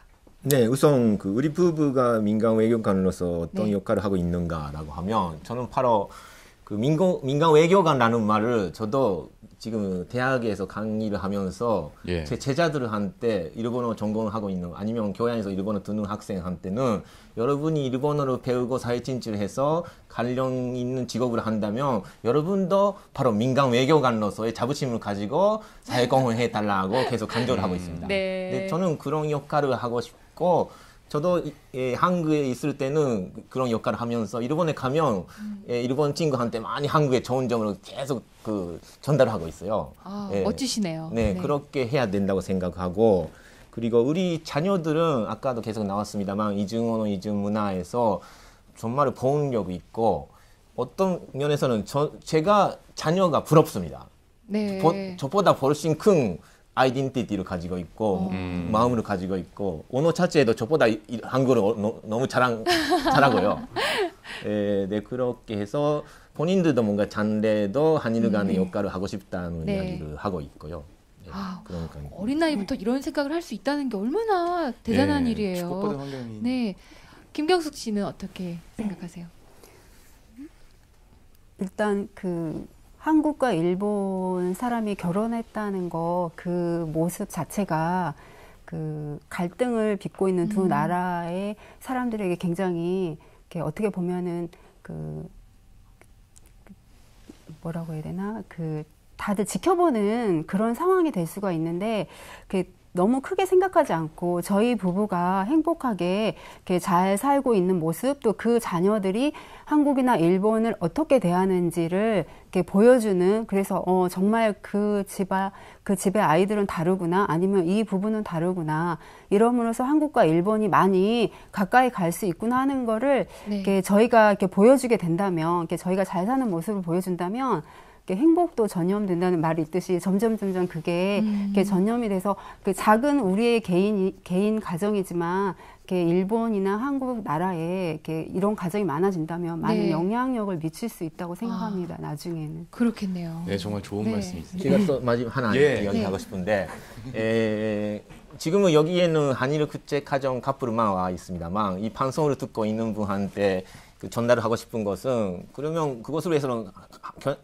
국제 결혼한 사람만 그 사명을 가지고 있는가 하면 그렇지 않고 역시 개개인이라도 할 수 있는 것이 있습니다. 네. 그거는 역시 나라가 다르다고 해서 고정관념을 가지는 것이 아니라 마음으로 넓게 가지고 이해하는 것이 좋고 그리고 역시 젊었을 때부터 많은 교류를 하고 직접 네. 가본다든지 그런 것이 좋습니다. 그러면 변경 없이 미래를 개척할 수 있고 지금은 그 이번에 50주년이니까 9월 19일, 20일 같은 경우 한일을 그 한마다한다는 축제가 있습니다. 네. 일본도 있고 한국도 있는데 네. 그런 거 젊은이들이 많이 참여해서 하려고 하고 있어요. 그런 거에도 많이 주신다든지 하여튼 한일 간의 이벤트라든지 적극적으로 가까이 있는 걸 참여하면서 네. 서로를 알고 지나는 것이 바로 그 한 걸음 한 걸음이가 미래를 만들 거라고 생각합니다. 네, 서로 알고 지내는 것 그 한 걸음 한 걸음이 앞으로의 미래를 향한 발걸음이라고 말씀을 해주셨는데요. 네.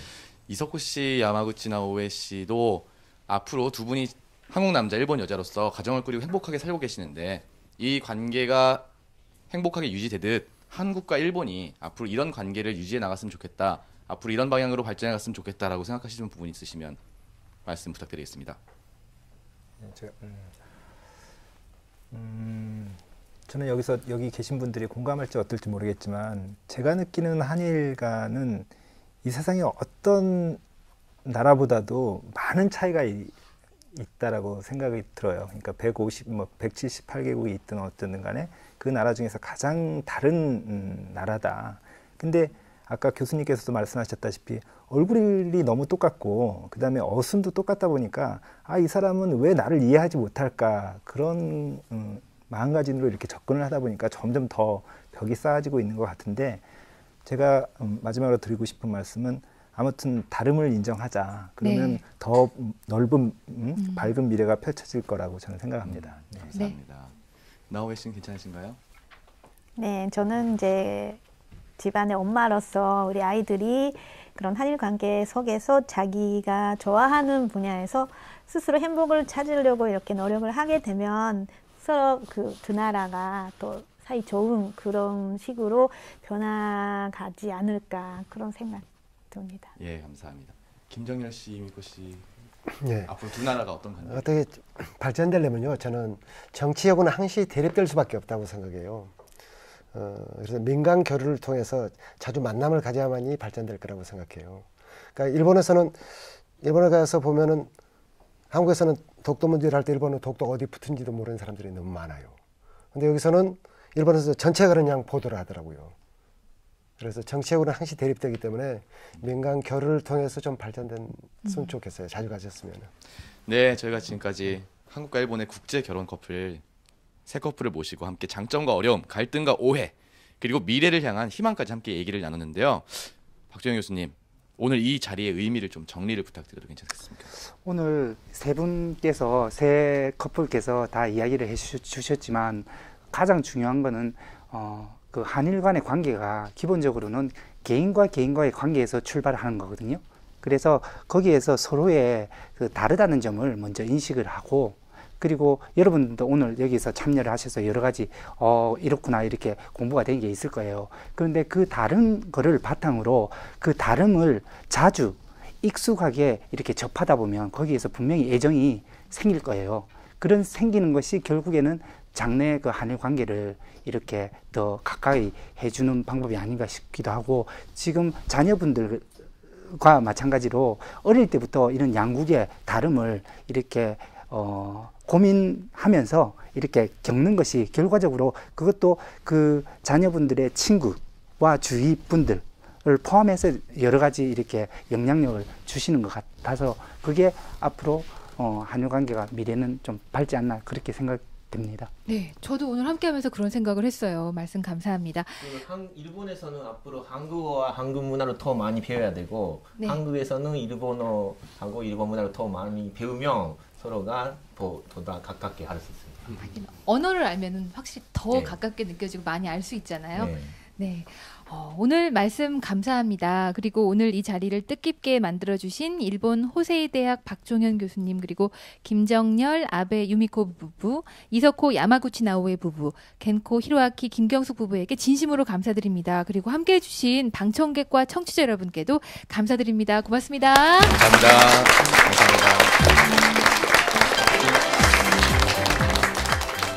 서로에게 가장 가깝고도 먼 나라인 일본과 한국, 그리고 가장 가까운 것 같으면서도 때때로 남남처럼 느껴지는 부부. 그 간격을 좁히는 건 바로 서로에 대한 끝없는 관심과 배려와 소통이라는 생각이 듭니다. 관계의 가장 작은 단위로서의 부부가 서로에 대한 애정과 이해와 노력으로 이렇게 행복하게 동행하는 삶을 살아가고 있다는 것을 오늘 확인했습니다. 국가 간의 관계도 결국 이런 작은 단위가 모여서 이루어진 것 아니겠습니까? 한일 관계도 노력하기에 따라서 얼마든지 좋은 관계를 만들어갈 수 있다고 생각합니다. 네, 그리고 오늘 또 하나의 미래를 확인할 수 있었습니다. 한일 커플의 자녀들, 이 아이들이야말로 지금까지의 50년을 넘어 앞으로의 미래를 약속하는 그런 존재가 아닐까요? 한일 양국을 아우르는 문화 속에서 건강하고 밝게 커나가는 이 아이들을 보니 앞으로 양국 미래에 훌륭한 가교 역할을 해줄 거란 확신이 듭니다.